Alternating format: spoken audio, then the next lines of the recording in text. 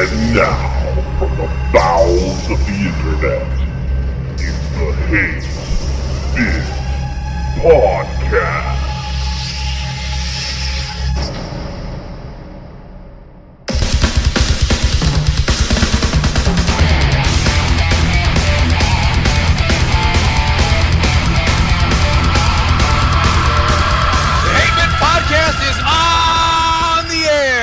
I'm Yell Chaos. Joining me as always, the Rapshiv Razor Fist. What does Rapshiv mean? I don't know. It was two words coming out at the same time. You know how it is. Apparently he's inventing a new form of Elvish. Godspeed, everyone. I'm Razorfist. The fabulous Sainted Magnus. I'm not fabulous. I am absolutely fabulous. BBC reference there. And the amazing Alpha Omega Sin. I just got amazing. I want a made-up word too from like the Elvish fucking dictionary. I'll have one for you next week. Well, Razor Fist had one. That's not fair. You have to just everyone give gets everybody made-up words. They only get one. All right. I didn't even get an original word neither. It's all right. We want. Can I be introduced as Spadoinkle? No, you are going to be referred to as Fat Gay Fat. Okay. Well, I'm fat and gay and fat. And our this week's special guests, the fat, gay, and fat Spadoinkulus, astonishing Asalieri. Hello, I'm gay and fat and gay and fat. I'm homosexual and overweight. I like that you're homosexual. Like you, I am homosexual.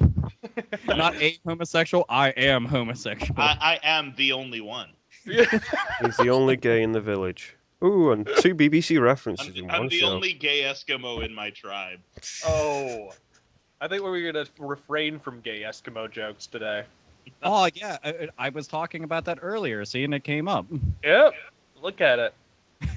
We're pros, man. We can work anything into a conversation. But yeah, for our show. For those who don't know, Asalieri, he is known for reviewing reviewers online, basically video game reviewers. So don't fuck up, and he'll be after you next. Exactly. He'll rape you. That's true. And he is the best thing. I want to throw. He's like gay for love reasons. That was a business decision. Just slamming it behind. This is all business. Just all business. Yeah, but we're happy to have him because he sexes me up. So. Well, he is your boyfriend after all. Hey, Salier, we're happy to have you, and those of you listening, we're happy to have you on board as well. We got a great big show for you, so sit back and grab yourself some popcorn because there's a lot of dumb shit we got to go over. But first, before we get any further, we're going to go right into the mailbag. And if you have any questions for the mailbag, please send any submissions you have of any kind, comment down below, or you can send it to our Facebook, HateBit Podcast, or you can send it to hatebitpodcast@gmail.com. Now, without further ado, we're going to go to our first, which comes from a comment on a previous episode. And Critical Foundation, YouTube user Critical Foundation asks, why is this channel called Rusty Shackelford and not the Hate Bit Podcast? Oh, boy. Ask Google. Yeah. Yeah. Ask Google, Critical Foundation. So, who wants to explain this? I can do it, I guess. You can just ask Google, realistically. Right, well, true. when you set up, since the beginning of this year, whenever you set up a new YouTube channel, you have to sign up for Google+. So we did, and we put it down as Hate Bit Podcast, basically. They says, oh no, you can't have that, you have to have a real name. So we just put John Doe. And then some bright spark changed it to Rusty Shackelford, and it's been like that ever since. Indeed. So there you Some go. That's why I handsome- say ask Google, because Google suck balls. That is all. Yeah. I'd love to know who the handsome, talented devil is that changed it to Rusty Shackelford. I don't know. Have you bet looked you in the he- mirror recently? I don't know. I bet you he has shapely genitalia and all the ladies swoon. No, that's But the rolled anyways. up pair of socks, mate. Oh, gotcha. Aw. Damn it. You two again. Am I going to have to separate you? Well, there is an ocean and a desert separating us, so we're alright. You know, folks, we were not expecting to have another episode of Fanboy Wars, but you know, it may turn into a weekly feature. Well, So before I we've hand not these actually had a stab at each other's console preferences yet. So see, there you go. Huh? Yet. yeah. Yes. Yet. Operative word. Well, you know, mine. You know, we're only a few minutes in, so you know, give it time. Give it time. Indeed. Anyway, Saint Magnus, do you have anything on your end that you want to read online for the listeners? Let's see. I'm just having a look at the Facebook at the moment. No, nothing on the Facebook. Let's have a look on the comments on the Facebook. Pretty much mundane shit. Well, Planned ahead for there is this. one thing I can say. We got over 311 likes on the Facebook, and people are moaning no about the live stream going tits up. Yeah, unfortunately. Really? Are people upset about that? Yes, I'll read some of the comments. Well, before you do, I just want to, you know, offer some preemptive advice for those of you. We do this for free, so bite it. Well, Yes. Sainted Magnus. Caesar I concur with Barcero this says, recommendation. "Oh, I already bought snacks." Well, save them for the next. Well, that's all right. I mean, you know, every snack nowadays has an ass ton of preservatives, so I'm sure it'll be fine by that time. Oh no. That is until, you know, your innards shut down from being full of, you know, preservatives. Well, Yeah, exactly. somebody called Aaron Bird actually put, "I was going to miss my firstborn son's wedding for this." So, Oh, that's oh well, That's it's the not thing. that bad. I have to say thank you very much. I honestly feel really good about doing a podcast now. I know, right? I do Like that's too, because- dedication, man. Thank you. Absolutely. Besides, your firstborn son is probably a cunt anyway, so you're not missing anything. Jason Smith says, "Man, I was so ready for it. Worth the wait for. It's gonna be fucking awesome." Yeah, I That's all. wish Just they'd keep to the learn to write story. grammar properly. You're ready. Oh, it is one at Razorfist. Razorfish should shave his head, and why hasn't he got a fac? I don't understand why they've put that. A fact? A fac. A Facebook, it says. Oh, number one, shaving. What? Shave I your don't head. understand. They're even- basically saying shave your head. Why? I don't know. It's on the table. What? He wants I've me to had look like people- Halford? I've had people say the same thing. It's just like, why are you giving us any kind of fucking advice about our looks? It's amazing how people center on my beautiful appearance instead of, anything qualitative.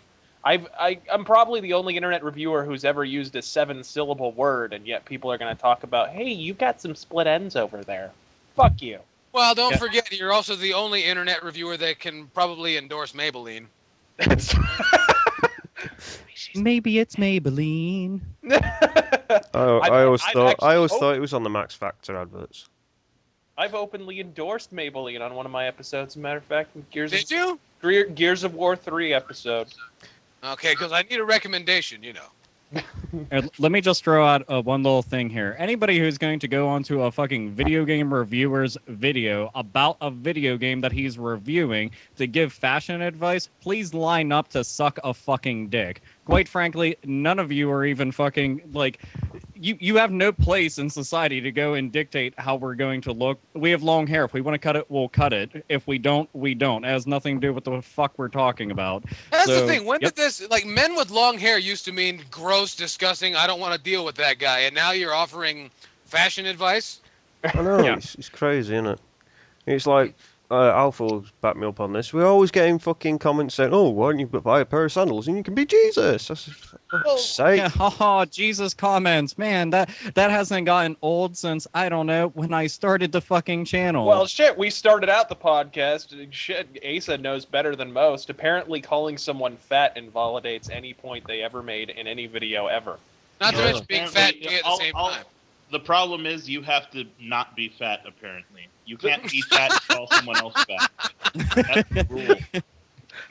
Yeah, that's The true. secret to a successful career is not fat. Oh, and remember, the best comeback for anything whenever you shut down somebody's argument completely is, fuck you, faggot. That- And then I that's suddenly true. feel stupid. Or saying that somebody's a virgin. It's like, Here's a fun little factoid, kids. I fucked over 60 women. I still don't have any venereal diseases, but still, when you're able to go and choke out some fucking numbers like that, other than sitting there having wet dreams about it, then you let me know about that, okay? For those Alrighty. that think that the 60 girls that Alpha's had, that's sexy, don't forget he'll be making an appearance at MagFest 2013. Please, all you random slags, have your snatches ready. Oh, So- definitely. I'm gonna be destroying vaginas left and right on a professional fucking level. Yeah, he's planning on changing his YouTube call sign to Hymen Crusher in the near future, as a matter of fact. Hell yeah, I fucking love that name, dude. Wait, no, that's gonna be my wrestling name, but I'm gonna come out in the fucking. Hymen I want to Crusher. come out in a Mexican wrestling mask and a fedora and a G-string. There we go. In combat boots. All right, I'm classy. Does this harken back to the discussion we were talking about what we call our penises? There was yeah, a yeah, a little discussion? bit. Yes. Yeah, I don't think you were there when we were talking about it the other day, and I informed Alpha that I call my penis the smile driver. God. Wait, here. How about this, Asa? What's the name of your noodle? My noodle? It's my Yeah, dick. your unit, your penis, your junk. The shit's fuel. It's my heat-seeking moisture missile. Yes. Fuck yes, that's A awesome. big torpedo. Your name gets a gold star, friend. It really does. And for everybody out there that likes it, you should definitely comment and say, I want his heat-seeking missile. Do it. Also, Yeah. I'd like to see comments for those of you who are going to start calling your member a smile driver.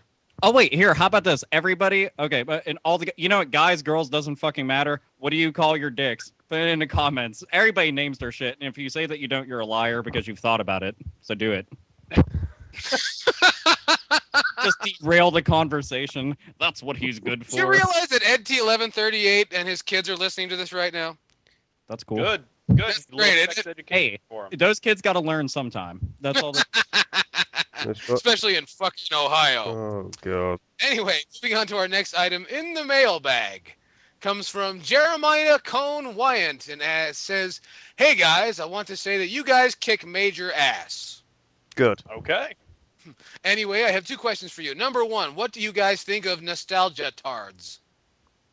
Nostalgia Tards. Well, What are Nostalgia Tards? What the fuck's a nostalgia tad? But I don't know. I'm I think a nostalgia tard is somebody that bases like all relevance of a particular, something, just based purely off the fact that they enjoyed it when they were younger. And that's really it. Even though it might be a miserable pile of shit, they will go to great lengths to defend it just because they liked it when they were little. Okay, so like the people that bought Sonic the Hedgehog 2006. Yeah, I'm guessing so. The poor bastards that bought that It's festering sack of shit. well, I'm not a festering sack of shit because I didn't even buy it, so I'm happy. Good man. I bought Sonic I didn't buy Generations. the game because I knew better. I did get Sonic Generations, and that I knew was going to be good. So huzzah! Sonic Alright. Generations was such a piece of work. It was great. Wait, you were gonna say something else. You said piece of what? Marmite? No, piece of Marmite. masterpiece. Piece of Marmite. Goodness gracious! No, it's a piece of masterpiece. It's a piece of masterpiece. Yes. It comes from a masterpiece. Yes. Oh. Asa, Sonic Generations. Have you played it?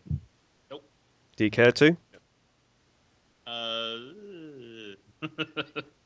I would if I had the means to play it. Do you have a PlayStation 3 or an Xbox 360? Nope. Do you have a PC? See, I have a PC. Obviously. There you go, then. I'm- You have the means to See, play. I live my gaming life vicariously through Razorfist, in case you didn't know. How do you live your wrestling life then? I don't. I stopped watching that crap ever since WrestleMania, pretty much. Good man. Rest Oh yeah, into real what? long time ago. Yeah. Hey, you mean you don't want to watch John Cena overcome the hate? Yeah. Don't you want to hear? And you know, and that's and it sounds just as interesting as you put it just now. It's so weird to watch it, because once in a while I'll see it come on, and it's the same fucking shit that was on 10 years ago. Yeah. And it Here, kind of reminds me of when you look at like 1993 WWE versus 1983. It's not really that different. I don't know, man. I know during the Attitude Era, I didn't see jackoffs like Zack Ryder popping up on screen and getting a big a fucking pop as he does. And I don't know. I really think that all the fans of Zack Ryder have no clue why they're cheering. They're just like, this is the default sound I make when I see that individual. Why? And they're just like, oh. I know, it's kind of like the Daniel Bryan thing with the yes! Yes! Yeah, and then he called it the Yes! yes lock. It's like, dude, you are going to pulverize this thing within a week. Oh, And you already nobody did. is going to be fucking cheering because you were absolutely killing it. Yep. And he already did. He drove that thing so far into the ground, it just high-fived the Prime Minister of Japan. I like to think that he has better taste and won't touch it with a 50-foot pole, but that's just me. All right. Now, you guys won't believe this at all, but Jeremiah had a second question. Ooh. Ooh. Yeah, folks, if you didn't we notice, were we were trying me to and answer a Scented were question. really interested. Yeah, I don't know what happened to our question there, but we'll have more on that later. But number 2, he asked, if you could change anything in video game history, what would it be? Now, that's a big, fat question. Does anybody want to field that one? I know I the Razor would, but Fist I wants don't. to do, I you know, would, the but I don't want to go PlayStation. first. What question? About if you could change anything in video game history, what would it be? Everyone put on your thinking caps now. I would change. I don't know. There's a lot of little like what ifs. I guess we basically have to fashion a what if scenario. Mm-hmm. I would have Atari have never left the console market. Ooh, but so you mean not letting the Jaguar be the end of it? I think I would throw that out there. Mm-hmm. Not bad. Not bad. That would be my pie in the sky idea, because they, they were a little bit forward looking with stuff like the Jaguar and whatnot. They They're never also forward lying. they never quite attained their aspirations, but it's still, at least they were, trying some new things. The Atari Jaguar is a really weird piece of tech, and Oh, absolutely. and regardless of, how I like to take digs at Sony fanboys, I like, for example, that the PS3 has a lot of new tech that the other consoles don't have. I think that's really, really cool. I love when a console has like a new feature or what, you know what I mean? And Jaguar had a lot of that kind of stuff. Not to mention that controller. Oh boy. You mean the Sega Genesis controller with a phone pad attached to it for fun? No, I'm talking about the Millennium Falcon of a control pad. That thing was so fucking horrible. You could put your figurines on it and just. As opposed to the Death Star that is the original Xbox controller. Or the Yeah. Death Star that is the Sega Saturn controller. That one I'm wasn't pretty that sure bad. that I could prop up a car with the original Xbox controller. That thing's fucking monstrous. I used it as a car jack. You just beat someone in the face with it. This is mine now. It's true. Asa, what would you change about video game Asa, history what if would you you could change? choose anything? He changed the Nintendo Shitcube. I would make the Nintendo Shitcube not shitty and more cookie-like. Oh god. I would make it more delicious, sir. It would come with melted cheese on top. I want some Cheetos. What would I change about video game history? That's a good one. I would I would make Atari not suck in 1983, so that they could have a competitive product against Nintendo by 1985. Oh, that's a good one. So that Nintendo doesn't have a complete monopoly on the fucking thing all the way into 1995. Yeah. No, Hey, the truth. that's a good idea. That'd actually be genuinely interesting, because poor Atari. You can imagine, Nolan Bushnell did have some good ideas. Atari might Yeah, eventually. like a mechanical rat. Hey, okay, so he went the way of the pizza, but I think Atari could have, had they not tanked in the early 80s, they probably could have competed with Nintendo, and we would have had Nintendo forcing to make better products than LJN games. Oh God. So And much. Atari, if only there was competition in the late '80s, we would have had better products. Actually, I think. Yeah. We'd have better products now. Yeah, exactly. Yeah, absolutely. Sweet. Sainted Magnus, what do you feel? What would you change? What would I change? Oh, you're gonna like this one. Okay. The irate gamer never made any videos for YouTube. Hey, wait. We're talking about video game history, not Yeah, not, we're talking about stuff that matters. not but irrelevant fuck would you history. would you rather have Nintendo and Sega going hell for leather at it in the early '90s, or would you have the irate gamer shot and killed at birth? Just early Ooh. '90s. Ooh. No, I would like to send a cyborg back in time to kill his mother. Give me your jacket and your motorcycle. There's a child that is not happy about the irate gamer getting killed. See, you talked about the irate gamer. You made my baby cry. We are No, so I sorry. think that's what happens when the irate gamer's mentioned. Period. That does make sense. Just the sheer thought of him or even his face is enough to drive most children to tears. I do apologize, Ace. I didn't want a child to cry on behalf of the irate gamer's mere mention. Yes. So there we go. Alpha, what do you feel? What would you change? I'm gonna throw out a fun little scenario just because I would like to have seen how much different the fucking gaming world would have changed if this would have happened. I would like to have seen the original Sony PlayStation make it to the market, the one that was going to be, a joint effort between Nintendo and Sony. Because Mm. if that would have happened, everything would be different right now. Everything as we know it. There would be no PS1, PS2, PS3. There would maybe not have been a Nintendo 64, a GameCube, a Nintendo Wii. We might not even have an Xbox. There's a lot of shit that would have been really different. Sega might still be around. Like, shit would have been really different if they combined their fucking powers together. So yeah, I would really like to have seen that happen in an alternate fucking comic book reality. Honestly, I believe that kind of maybe would have been the beginning of the end. Nintendo, which was a burgeoning mega power at the time, with Sony, who was already a mega power, two of the biggest corporations in Japan, able to completely dominate the landscape.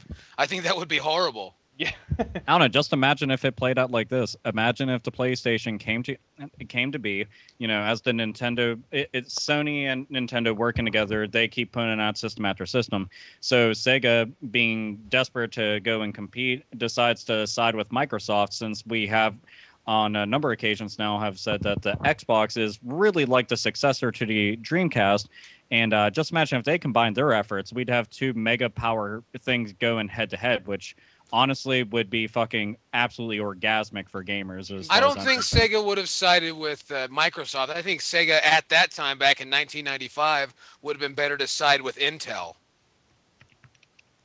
I don't know. Intel wasn't that when Intel started doing they're mostly they just contract their whatnot, their actual tech out to other companies. Well, no, but I don't mean that. I mean their brand name. You know what I mean. The Sega. No, I don't. Use their resources. I don't think Microsoft was as close to being able to get into that market. I mean, maybe not. I don't know. I just think that um, Intel had quite a bit of brand recognition at the time. They did, but I mean, I don't know. I just think that it made sense for Microsoft because I mean, they already had their hand in the gaming market. They were a superpower whenever it came to PC gaming. The mega And now powers, they're- brother. Oh yeah! Oh yeah. Oh God. Now we're gonna snap into some snack food. Yeah. Some But anyway, Slim so Jim. that's fabulous. So we all would like to change history, but not that much. No.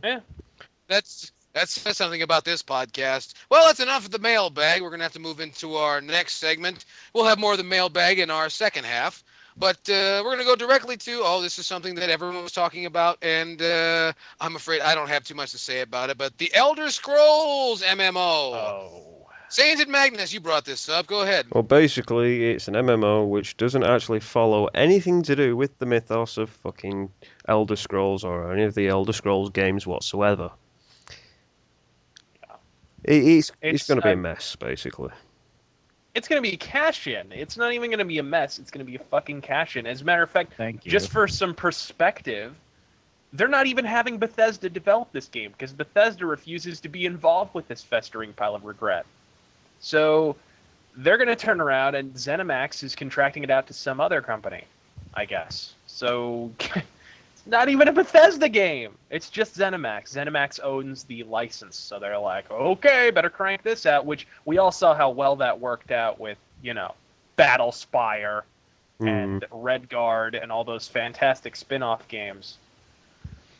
But anyways, Best of luck. that I could see this turning out so fucking poorly. And I mean, I've said it 1,000 times before. Look, the reason why Elder Scrolls is fantastic is because it's single player and it's detailed and there's just so much to do. And you can genuinely role play in this game. You can your character can be an extension of you. You can play through this game being a fucking uber dork. The problem with MMOs, and I've said it 1,000 times, is not the MMO itself, it's the people that play it. You get a bunch of people in a fully interactive 3D fantasy environment hooked up online, and all they want to do all of a sudden is talk about Jessica Simpson and Jay-Z and shit, and you spout tired 4chan memes over and over again. It's like, well, this is in-depth role-playing we've got here. Let's talk about power leveling and questing and all this fucking bullshit. So anyways, I fucking hate MMOs. Yeah, so I'm not too savvy on the idea in general. And Razor Fist said it best. It's a cash-in, and that's really what it is. And it makes the most sense whenever you have the developer who is, the fucking brains behind the operation saying, we don't want anything to do with it. You already have a good indication that you might want to avoid it. And quite frankly, it's going to end up being pay-to-play. I can almost guarantee it. And competing against the big established MMOs that are free-to-play, yeah, it's pretty much just going to end up flopping real fucking quick. Yeah. Well, you hate to say that, right? Because the Old Republic proved us all wrong, right? Yeah, that did, because that was the booming success of for like 2 weeks, I think. The fastest growing MMO of all time, says EA. So. Yeah. Well, Look what the baby thinks about MMOs. Yeah, the baby is not happy about MMOs or about this news at all. It's like, Elder Scrolls should just be a single-player game. What are you doing? Not MMO. You like multiplayer games, don't you, baby? I know. You wish there was more stuff to do in games, don't you, right, baby?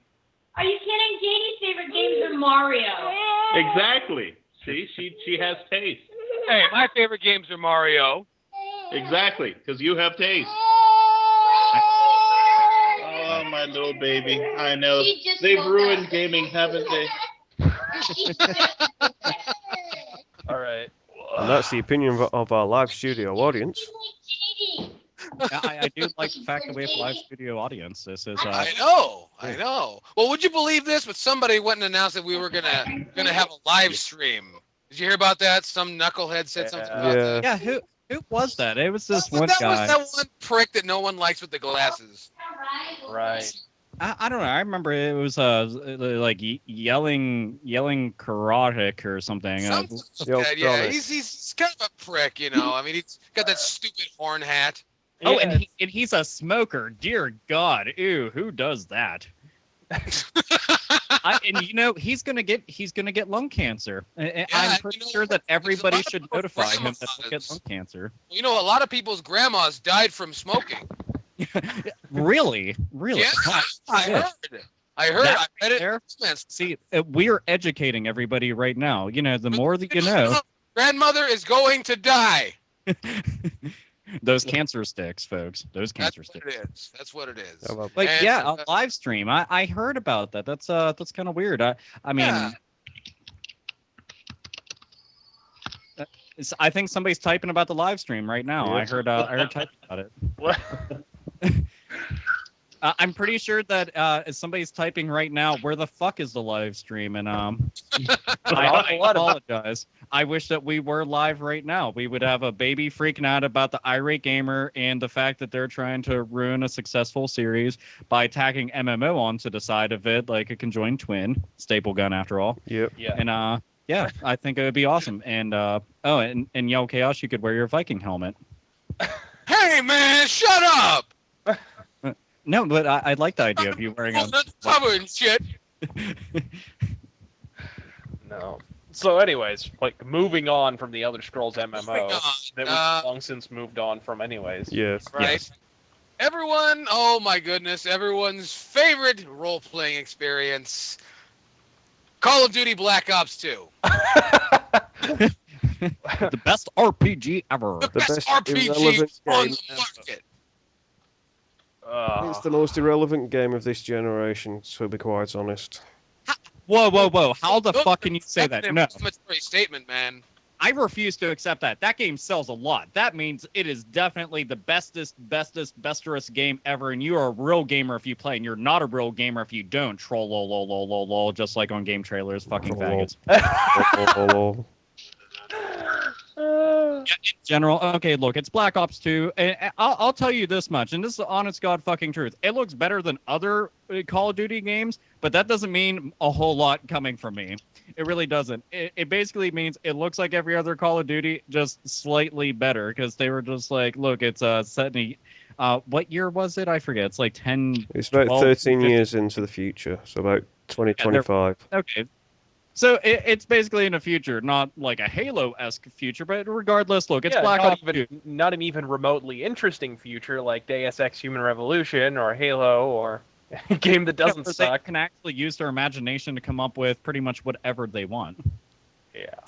No, they pretty much still have to stay grounded. And in general, look, everybody knew that this was going to happen. It's Black Ops. It was their best-selling fucking Call of Duty game, and they're naturally going to want to go and churn out another one with the name on it, because how many people said, I like Black Ops a lot better than Modern Warfare. I'm a real gamer because I prefer this version of Call of Duty as opposed to that version over there. Look, they're both fucking Call of Duty. You're both games. You go online, shoot each other, and respawn a dozen fucking times. Wow. Just a dozen? Oh yeah, I do apologize. I think my math might be wrong. Raise your fist. How many times? I'm gonna invent a new number. A dillion. Yes. All right. So you're gonna die a dillion times and come back a dillion times. Episcopalian. All right. You will die Episcopalian times. And come back Episcopalian. Wait, no. Fuck this. You will die Episcopalian dillion times. Asa, can you make up a bigger number than I forgot what the number is called now because I have short-term memory. Onomatopoeian. Okay. How about a Brazilian? That many times.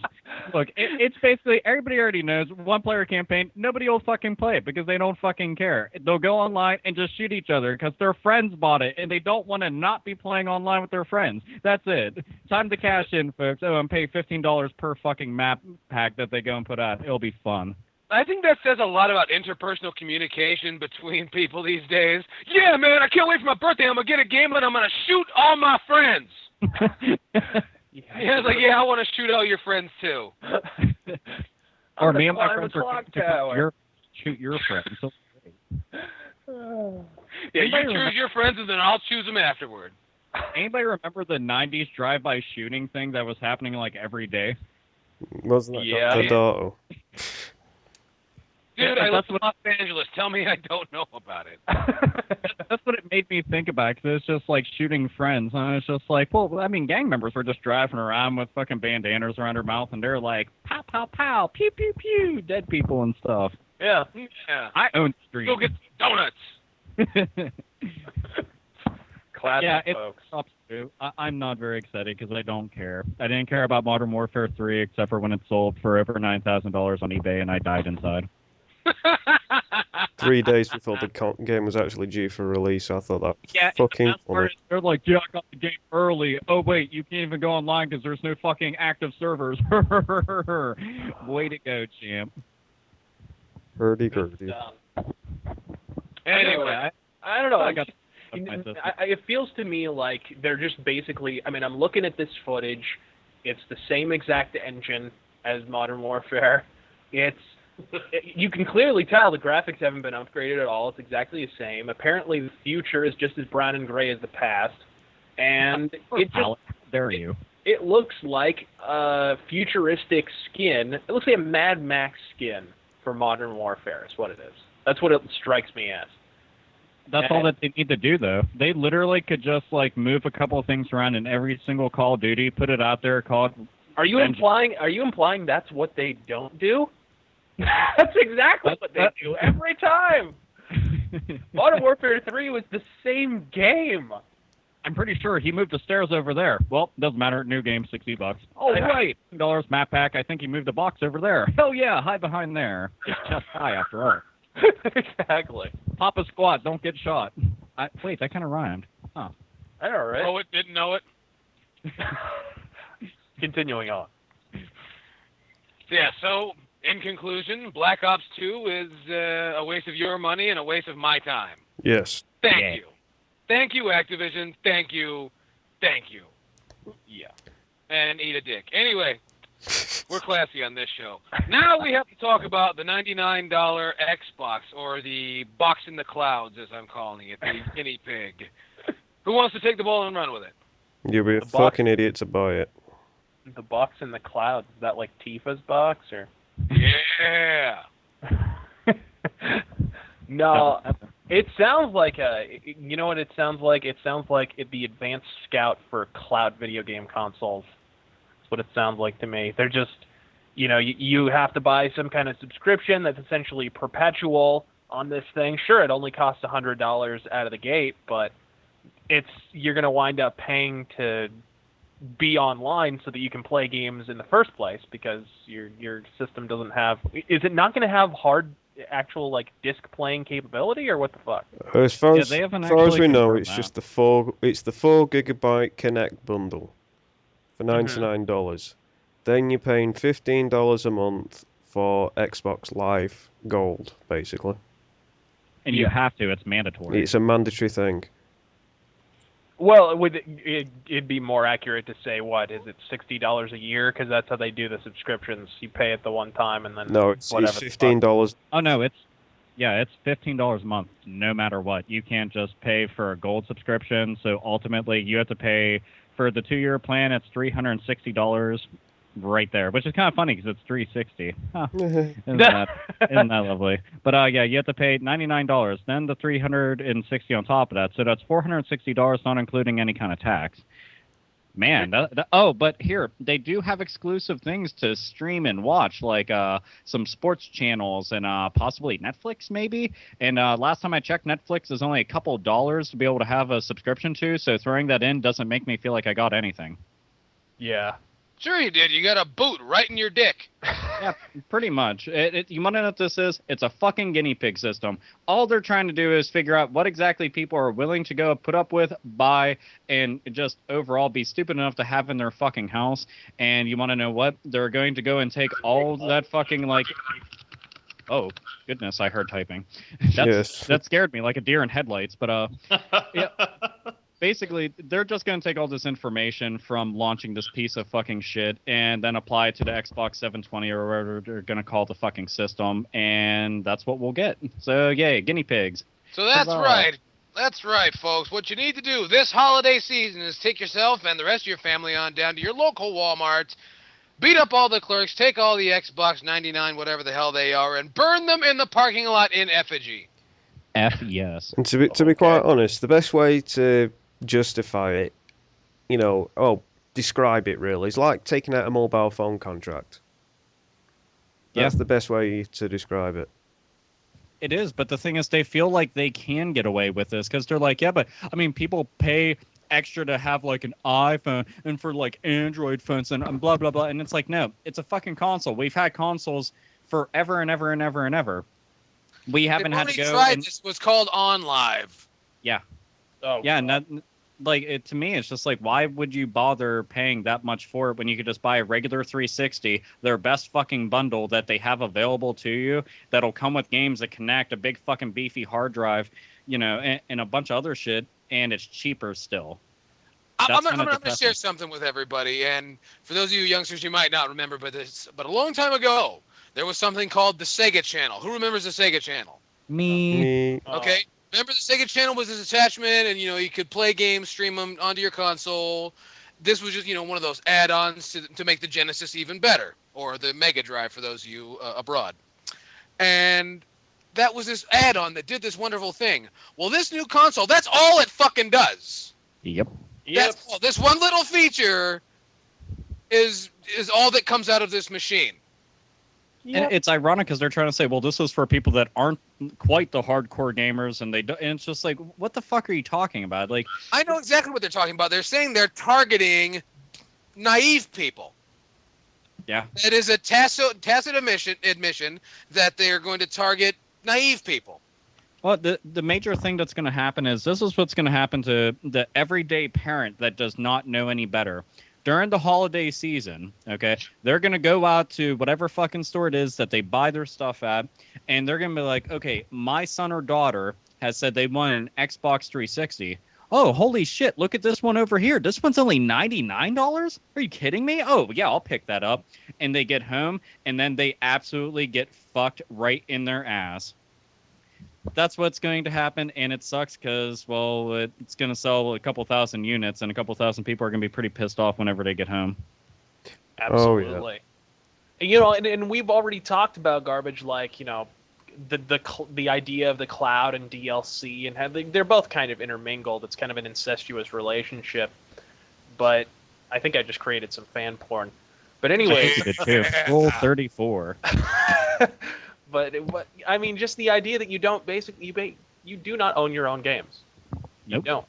Patently. You get to rent them though. That's very nice. You get to pretend you own them. Perpetually. Yeah, and now they're going to base an entire console around that idea. Well, what could go wrong? I'll tell you what could go wrong. Absolutely everything. But here's the thing. I mean, to Microsoft, it makes sense because it's like they've already made their money on the Xbox 360 at this point. So it's like, whatever, we can throw these testers out there. If it does well, okay, whatever. If it doesn't, whatever. We only manufacture a few thousand of them, and it doesn't matter. That's the sad part, though, is, in recent years, there's been a lot of uncovering of not so successful consoles from years past, the early 1990s, the late 1990s, when pretty much any computer company was trying to spit out a video game console to compete against Nintendo or Philips or, any of those other companies. Yeah. And the thing is, if this does not succeed, these units will be sitting around, and all they are is useless silicone and plastic. Yep. They will have no purpose. They will not be able to be repurposed in any way because it's already dated technology that no one would have anything to do with. It might look nice on a shelf that you're going to find at a Goodwill in about 15 years, but it's a useless piece of plastic. It's just the whole idea seems very wasteful. Yeah, but to them, it's a great idea because digital copies, they don't have to pay no middlemen, but they can still keep the price the same. But they still have to maintain a server. Maintaining a server versus having to go and share the revenue with whatever store made that particular sale for said game, and shipping out the units, printing the labels, printing the discs themselves, and the packaging, everything like that. They save a bunch on that, but they're never going to go and give that back to the consumers. Keeping a server up and running, really is minimal by comparison. It's just fucking ridiculous how much more they'll get, and gamers will never see it back. And for the naive few that are listening right now, and if you're dumb enough to even think that they're going to go and lower the price because they're saving money, you basically need to wake the fuck up. Maybe slap your face a little bit and some cold water, because that ain't going to happen. They're going to charge you the same exact fucking amount because they can, and they will. Yeah. All you really have to do is go to Wikipedia and type in the word monopoly, and you'll get a really nice piece of history about what happens when companies do things like this. Not the board game, by the way, folks. Not the board game. No, the board game will teach you a lot of things, like how fucking annoying your family is. and how long a game takes just to fucking set up, and how bad people are at math. And you'll also be asking yourself, why can't people put the money back in the order it was when they found it? Yeah, and we're not talking about the upcoming Ridley Scott film either. Apparently, he's making a film about Monopoly. Stop! Don't. Whoa! What? Wait, what? 50,000 trailers for Battleship recently. I saw that. Michael Bay's Battleship. Michael Bay can get fucked. Battleship did not need to be a movie. Battleship is not a story. Did you see that? You saw that trailer before. That's the why it convention, does right? not need to be a movie. Alpha, you saw the trailer, right? Because it was before I Avengers. saw it 3 times. Ugh. Is this? I'm not is it- kidding. Oh I Jesus! saw it. I saw the trailer once before I left, and I saw it twice while I was waiting. They just kept fucking playing it, and I was just like, I actually yelled at the screen. Yes, I'm one of those people. If I don't like something in movie theater, I will fucking yell at it and threaten to kill it, and I did. But I was just like, this movie's fucking horrible. Stop showing it to me. We won't watch it. And I got a good couple chuckles out of people. But anyway, go on with your point before I babble on about how much I fucking hate it. Well, I'm just really waiting for the TV miniseries of Hungry Hungry Hippos. Yes. Well, I think they have that. It's like the Kardashians or No, some it's shit. no. It's starring Jim Sterling and the angry, pissed off hardcore gamer, and I'm Sorry. here in the chat with everybody. He followed the I- trail of cookies. You left crumbs, and I started licking them. Now leave them clear things alone. They're called the windows. Now So- I'm in this place called Philadelphia. It sounds delicious. It reminds me of cheese. Okay. Cheese does not even require that much to chew. I have not eaten in 3 seconds. Please give me Philly cheesecake. Anyway, moving on. You guys are gonna love this. You guys are gonna love this. The studio that handles DOA, Dead or Alive, have announced new boob physics. Woo! What? There's For that story, we go directly to the Saint and Magnus. Yes, because I am a fan of the series. Now, this is one I thing thought you were that- just a fan of boobs. I'm a fan of boobs as well, but one thing that sets this apart from the rest of all the news is that the boobs will have specific physics for whatever item of clothing the character is wearing. Oh my god. So Oh if my- it's a tight number, then the boobs will stay tight. If it's a loose number, you'll see them moving under the shirt, basically. And if they get wet, And- you'll see nipple. You want to know what's going to happen? Okay, we've already had people masturbate furiously to pass Dead or Alive games. I'm pretty sure we are going to be creating an entire race of metahumans with the largest right arms ever in existence after getting their hands on this game. Like, sorry, bro, but I have to go to the gym, aka my bedroom, aka Dead or Alive, aka wet jiggle physics. Oh, so it's going to be all good times, but you'll be able to see one of the players just walking down the street. The left arm small, right arm big, and vice versa. if No, they're- and then you know what that's gonna do? I don't get it. That's gonna bring the circus back to prominence because then you're gonna have all these right arm freaks being able to juggle lead boulders with their right arms and shit. I don't get think it. so because they could just do it on YouTube. How much more perfect can you get with boob physics? I mean, Dude, think about all the people that jack off to random fucking like Sonic the Hedgehog fanfic.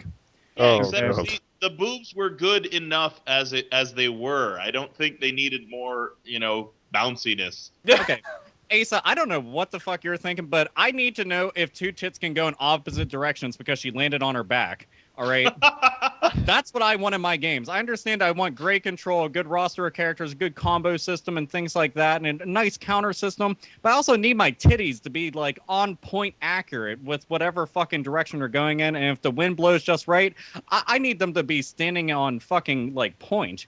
And you Pointing just at me. know that there's some crazy fanboy with a ruler going, "That's not physically possible." But only until we decide until the boob physics is correct, we will never be able to say that we have progressed as a race. And then we Oh, continued. man. I mean, this is what aliens from other planets will see. Humanity is reduced to boob physics. Hey, Or titty Japan. physics are they're important for the Dead or Alive series apparently. They'll be like, well, this extinct civilization really cared about boobs a lot, didn't they? Well, they seem to be giving Japanese girls a lot more credit than they're due. Yeah, considering most Japanese girls are flat-chested. I mean, Come on, every single Japanese girl. Actually, you know what? I noticed that they have Japanese girls with breasts now. That's because McDonald's came to town, Woo! Gotta love McDonald's. and the rest is history. See, this is what I'm waiting for, and when it happens, I'm probably gonna end up avoiding the series like a fucking plague. But whenever a bunch of people come forward and say, I think it's really sexist that you concentrate so much on the tit physics, where are the dong physics? I need to see them flapping about underneath and, in the tight pants. That's right, Hayabusa. You're next on the chopping block. But basically, it got to see the junk and everything. Whenever that happens, I think I'm just going to be going back to playing everything else. Anything else. Well, except for, like, Shaq Fu, but still. Shaq Fu. Yep. Yeah, I was just saying, I got to play Titties could something. have saved Shaq Fu, by the way. I just want you to know that. Titties could have saved Shaq Fu. I don't know about that. It had Shaquille O'Neal doing kung fu. I mean, he was also a genie that popped out of a fucking boombox, so Yeah. A genie that doesn't believe in fairy tales, no less. So, I take it everybody is on the same page. We don't really need this much of physics within the Dead or Alive series. No, I do. I don't. Yeah. Now, Call of Duty, if that had some boob physics in it. You know what? They did really. I just thought about that. Why the fuck isn't there chicks in Call of Duty? I don't mean playing, but I mean like chicks actually like running around within the game. There are lots of fucking girls. Cowardly. I just think that's kind of weird though. It's just like, well, does not seem unfair. Like, it would give them Are you time. advocating that there should be more women and children being shot at in the Call of Duty games? Absolutely. As am I, but I'm just making sure. No, it's true. I think it's discriminatory that it's only men. And it's also, oh my god, it's not at all realistic of what really goes on in war. Yeah, No. where's all the penis physics? Yeah. Where's the penis in Call of Duty? Well, do you want to know Yeah. where they are? Why don't we see their dicks flapping in the wind? See, exactly. That's what I'm saying about Dead or Alive. There's going to be an entire like revolution of gamers coming forward. Like, that's not fair. We want dong physics. Do it. Well, Make it Namco, happen. dude, Namco's got that covered with Valdo. They got those codpiece physics. Come on. Dude, Valdo is probably the. I'll tell you all this right now. Random fact: out of any video game character that I would ever be intimidated by, Valdo. It fucking would terrify me. Like coming at me like backwards, doing that crazy fucking tarantula walk, and then like his junk is like protruding upward, and he's breathing heavy. No, I'm done. I'm dead. I don't need continues. I'm not coming back. You don't want him to rub his junk in your face and No, at it's you. got that weird like turn in a circle and explode move. It's like, what are you doing? What the fuck, man? Like, I don't understand any of this. And it's just like, and he's got the pale butt cheeks and he's got the fucking imp mask on and shit. And it's just like, Voldo is scary. No other game character scares me. You could get a big daddy with a big fucking rape drill. That's all fine and good. But Voldo, well, look at him, man. He's a fucking nightmare. Like, moving on. I'm fucking scaring myself right now. You're the one that brought up the dong physics. I know. You have a Viking helmet. We gotta have realistic Oh, flying. damn. But there is one game You you're have all... totally invalidated all my opinions by pointing out that I have poor fashion sense. Yes, you do have both. Hey, people have tried doing it to me too. Cut your hair. Oh. Hey, Razorfish, shave your head. Yeah. What does that have to do with anything? Yeah, sure, we should all dress like the 1990s exploded all over us. Okay. Fuck you. But anyway, you were forgetting one game that does actually have dong physics. What? Walkman? Or Watchman? No. Dr. Manhattan's flopping No. ding dong. No, Dante's Inferno. What? Wait, really? I played the game. I don't remember dong physics. Do you not remember the last fucking boss? Maybe you don't look at dongs nearly as much the same. I was gonna say maybe I Clearly. just wasn't concentrating on Pinor.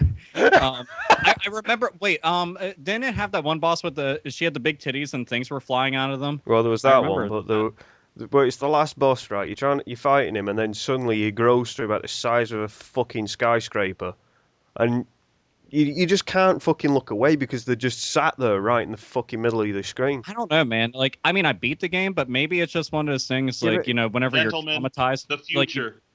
The You future push- is nipple physics. Nipple physics. Yes. They have to Yes, lactate they as have well. to. Close up. Why? What are they gonna do to nipples? Let them lactate. Well, they can make them hard. Like a gust of wind comes, and then you see the nipples get hard, They you have get that. like It just looks like a small U.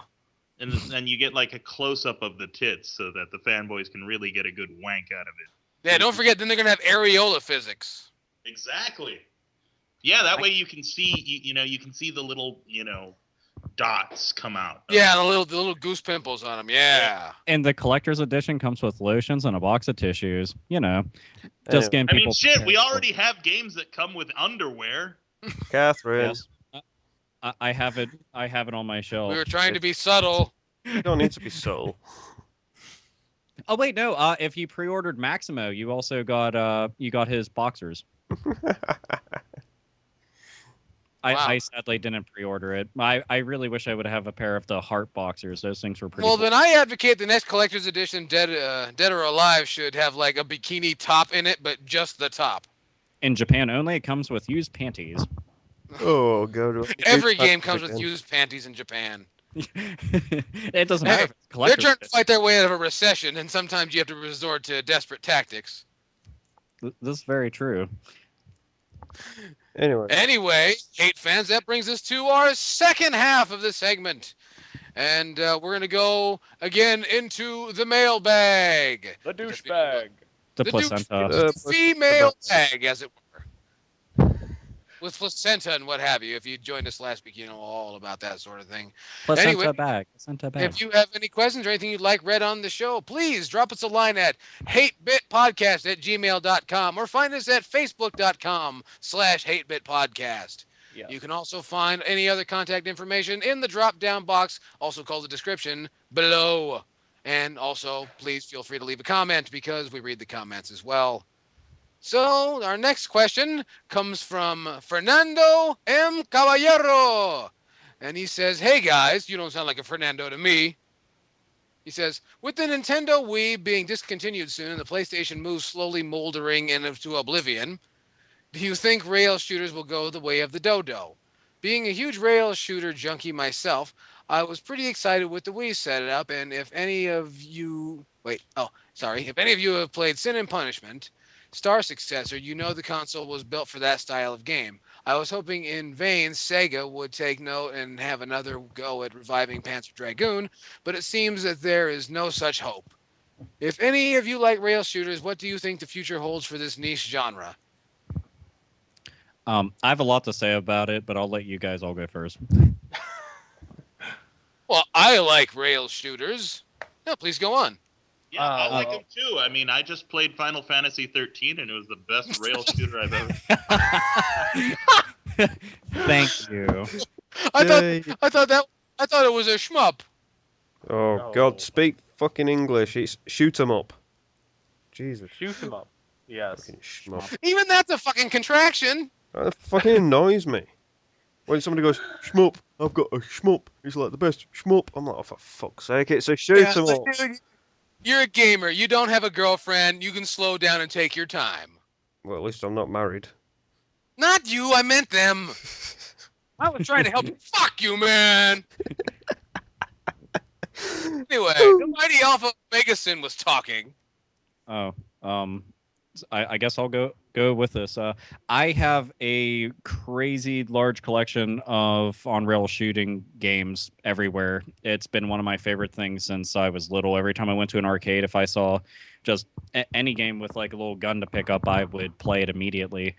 From the Time Crisis games to the House of the Dead games and everything in between. I don't think that it'll slow down though, just because. I mean, if you look at PS1, that came out, that had tons of really good on-rail shooters for it, and Sony never once made a gun for it. It was Namco who came forward, was like, here's a gun con, and then everybody made their games just compatible with it, and then Konami made the justifier. On Sega Saturn, they really didn't do a whole lot, which was unfortunate. Dreamcast had some nice ones. PS2 had some nice ones. This gen was kind of lacking on everything but the Wii. The Wii had some really good ones. So I think it'll continue forward just because they're easy to make games. They don't cost a whole lot. And they almost always have really shitty voice acting, and it makes me really happy. So, yeah. That's it. That's all I have to say. Muffins. I've Mm. never been a big. I've never been a real big rail shooter fan. I hate you, Razor Fist. What? I just want to say that because you said that you weren't a fan. I I'm acting liked back in the I'm acting day, like in the days of the arcades, when there was a local arcade around, I used to play, Time Crisis or whatever the fuck, and yeah, it's fun. I think mostly they should be relegated to arcades though, because motion controllers still are kind of, and I personally don't like them. I think they're a gimmick as far as motion controls. I mean, not just rail shooters, but I don't know. It just they never do much for me. They're kind of a party game. You know what I mean? Yeah. Oh, they definitely are. I literally have had parties just completely based around those. I took all my Konami Justifier games, I set them up in a pile beside the TV, and it was an old big TV, and had everybody down and was like, "There's two guns hooked up if you want to play." And nobody heard of any of those games there, but people just kept piling over and playing and sitting around, and I was fairly surprised. They're good pick up and play games and good to waste like a couple hours of time. But that's one of the reasons why I like them. They're just amusing for that alone. They're not something you can dedicate an entire fucking week to. Well, you could, but you will get bored fast. Yeah. Well, especially since if you have unlimited continues, you can knock it out in about an afternoon. Oh, you can. I mean, a lot of them don't take long. Hell, there's still one on-rail shooters I've never, ever, ever beat, and I can't. I've tried my fucking damnness, and I think know I'm. Boonga Boonga is such a hard game. Or Jurassic Park, the arcade game, right? Well, no, I never beat that one either. You remember sadly. that one where the Stegosaurus turns and takes a shit on you? Yeah. Is it the the one that I can't beat is called Elemental Gearbolt on PS1. I don't know if anybody's heard of that. No. Yay! Well, it's a working designs game, but it's crazy fucking difficult to beat. And there's just this one gigantic boss. His life bar just keeps going across the screen over and over again, and it's so difficult. And it's not one of those things where you can just plug in another controller and somebody else plays, because they go and they ramp up the difficulty like tenfold as soon as you get another person in there, and it doesn't help at all. Don't you no matter hate how that? good- Didn't you hate that in the arcades when somebody would join you and like how with the beat 'em ups like a Double Dragon or whatever, there'd be twice as many enemies if you were playing with someone as if you were playing alone, and then Oh, yeah. then your friend would die and you'd be stuck fighting twice as many enemies by yourself. For the Yeah, whole Yeah, and that game. was bullshit because that would also slow down the processor too, so it made it even ugly to look at. It's like, damn it! dude, that's the thing. And what's worse is on some of the games, it wouldn't reset itself. Oh, It I would hate just that. keep those characters coming out. So what's worse is now their difficulties ramped up. They have a bigger life bar to go and contend with, and you're just by yourself while your friend just stands there going, "I wish I had more quarters." It's like, Yeah. fuck you, dude. Why'd you come over? You had 50 fucking cents. That's I know, all. right? And the same thing. There's a lesson to be learned here. Don't have poor ass friends. It didn't it even happened on games where you don't have to play quarters. Like remember Spider-Man Separation Anxiety for Mhm. Nintendo? Mhm. That game would rape you in every hole if you had a friend over, because your friend would always end up dying in 5 seconds and be like, "I like Spider-Man," but yeah, I'm not. They don't mention that they're not good at beat 'em ups. But Oh, dude, here's the one major gripe I've always had. And I don't care. There's no way to fucking justify this as far as I'm concerned. I hate whenever you can hit your friends.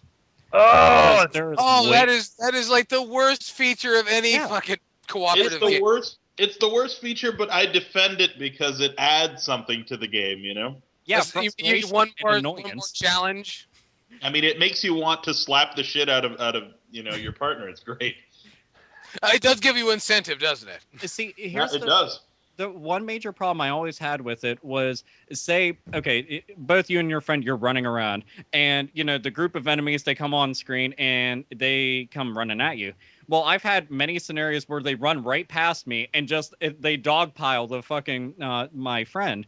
It's like you go over to help them, and you'll do one of those like clear the room type moves, and you knock your friend's fucking health bar down a third just from trying to get all the enemies from fucking gangbanging them. And it's just like, shit, this is completely counterproductive. This is fucking horrible. But Always frustrating. but we liked it. I mean, case in point, Battletoads. Well, if you can get past the one stage, now I forgot the fucking name for some reason, where you're on the speeder bikes. Fuck. Oh, that fucking stage. I cannot. Oh my god, what the fuck is the name now? Damn. I know somebody right now is listening to a podcast and they're like, "It's this Alpha," and I'm just like, "Damn it, I can't." I wish that you were here, like on Who Wants to Be a Millionaire, and I could call you and phone a friend. Yeah. Maybe you should. Everybody knows it's all about Battle Maniacs from the SNES. Come on now. Oh. That one doesn't even have a speeder bike, does it? To be honest, I never played it. Please don't shun me. I might kill you. Damn it, I hate dying. In fact, just for the sake of argument, he will kill you, but he'll let you know at a later date. Yep. There you go. You can take a rain check on. In fact, you can get killed by a Razor Fist for only $19.95. Please send. All you have to do is buy a sticky and a ShamWow. All you need to do is go to eBay.com, type in the search query "Razor Fist killing my family," and for only $19.95, he will consider coming to your town and slaughtering your entire family. Now, we do charge an hourly rate. $19.95 is just to get him into your city. You can ask him one or two questions before he totally slaughters your family. Yeah. It's like with a whore. You have to pay extra for special features. Absolutely. Right. Like you can burn her and so on. Wow, prostitutes were the starters of DLC. I can't fucking believe it. I just true. learned something. And they were just like, "Wait, you want me to stick my fingers where? Huh, that'll be an extra $10 because you don't look clean." It's true. Speaking of rail shooters, though. Yeah, the only difference is now the patrons are less clean than they were back then. It's absolutely true. Oh yeah, but rail shooters, yes. I don't think they'll be the end. Yep, that's me. Well, there is one or two rail shooters I remember growing up with, and that was the Silent Scope series and the Virtua Cop series. No, they were some pretty good shooters. Virtua Cop's really good. I'm just sad that they didn't bring the Virtua Cop collection on PS2 to America. That always made me sad. Well, just about anything in the Virtua series is great, but for me, rail shooters, one, even though it's arguably terrible, and that's what I love about it, is Area 51 from Atari. Who remembers that? Oh, yeah. Oh, man. It is a bad game, but it is very enjoyable. Well, what's funny is it's actually a pretty decent game, except when, you're shooting things that are supposedly far away. Oh, or the classic one, remember? Because we're all metalheads, right? Remember Revolution X? Oh, jeez. Oh, yeah. Tell me you hate Aerosmith, man. I actually enjoyed Revolution X, believe it or not. It's fun! Hey, Steven Tyler gives you the keys. Yeah, the SNES version, don't go anywhere near it. But oh, yeah. The arcade version is fantastic. But I say that there's another game that I absolutely adore in the shooter genre. I remember when I had just got the Wii, years ago, and I bought a couple of games for it, and then I couldn't find anything else I liked on it. I don't know. I just couldn't find something I was willing to, part with my money for. And then I found out that there's an arcade-perfect port of Sega's Ghost Squad. Oh, nice. On the Wii. And I bought it. I got it used. I think it was like $15, and it is one of the best games I own. It's fantastic. It's great, man. It justified my buying the Wii console. Sweet. See, there's a victory at the end of my story. For the first time. Victory! Victory! It's full of chocolate chips and what have you. I know. I feel like it should be the end of the Samurai Showdown match, and someone should be shouting, "Ippo!" Ippo! There's another arcade port that everybody should check out because it's got two shooters on there, and that's was it Gunblade New York, I think it's called, and LA Machine Guns. Yeah, I saw that. I have to get that. See, I never played the first game, the Gunblade one. I never played that before till I got on Wii, but I played LA Machine Guns a lot. I don't know if you guys are familiar with it, but the guns are just fucking enormous. Like imagine like just the biggest machine guns ever, like from fucking Rambo, and they have a mounted on the table. I went to an arcade. They never fucking work anymore. Yeah, dude, that fucking every single time there was always one of them that was out. That or it looked like somebody just went up and punched the shit out of it. Like they just hated the gun. They're like, you owe me money, and just fucked its day. Yeah, like this is mounted to a fucking big old machine. It's not like they threw it on the ground or something. That's true. And then again, that game was kind of tough. I imagine somebody would just throw the machine on the ground. You son of a bitch! Oh, here, I just want to throw up one tiny little story because it's very true. There's one Time Crisis game I can't beat in arcades at all. I can beat the PS2 version, but I can't beat it in arcades. And that's Time Crisis Crisis Zone. For anybody who has ever played that, they will be able to fucking understand what I'm saying. That's the only single player in the series. Well, there's something about the arcade version. It's kind of fucked up. It has force feedback, probably the most intense force feedback I've ever seen outside of a racing machine. But the entire gun will shake to the point that I couldn't close my hands anymore. Mm-hmm. And I literally was playing like a fucking gimp. I was just like, this sucks really bad. I'm sitting there trying my hardest to go and hold down a trigger and, duck behind stuff. And my hands, they were just like, I'm sorry, but I don't work anymore, Alpha. Kind of fucked, man. It feels like it shakes you so much that it actually feels like it's getting hot. Yeah, it's Yeah. oh my god, it's so fucking crazy. Like when I got on PS2, I blew right through the game. I was just like, whoa, Yeah. look at that. But on the arcade version, it was just like, so think you're a man? I was like, yeah, I think I'm a man. Look at this fucking Johnson. It's like, yeah. Why don't you come here and try playing this game, fucker? And I'm like, all right, yeah, I best all the Time Crisis games. Stage 4, and I'm just like, I can't fucking close my hands. Why? And it's like, get out of here, bitch. And I'm like, okay. I mean, we're supposed to go eat pizza, and I can't close my hands. And then the arcade machine just topples on top of me, crushing me. It's like, fuck you. You're the bitch. You're on the bottom. Yeah. I remember that. I remember that vividly, and I thought it was weird because it was single player, and all the rest of them were 2-player. Yeah. And yeah, it shakes the shit out of you. It almost feels like it's burning your hands. And I'm like, I don't know if you know this, but guns usually have a rubber grip to prevent this from happening. It's seriously like the most intense game just because of that. Like, because it's yeah. a physical endurance match. It's like, are you up to the test? Show us you're a man. Time crisis. I know. It's almost like here's, they're trying to show young Japanese kids. Trying to show young Japanese kids what a fucking stroke feels like. Don't let this happen to you. Yeah. Anyway, so we got more mail. If you didn't know, we're in the mail section here. I thought it was in the shmup. Another one comes. Oh, this is a comment, and a comment comes from YouTube user Darth Pizza Roll. I love your name. Your name is fantastic. And Darth Pizza Roll says, "Hey guys, I love your It show." makes me hungry. He says, "I've been following it since day one and have tuned in each week to watch it." Smiley face.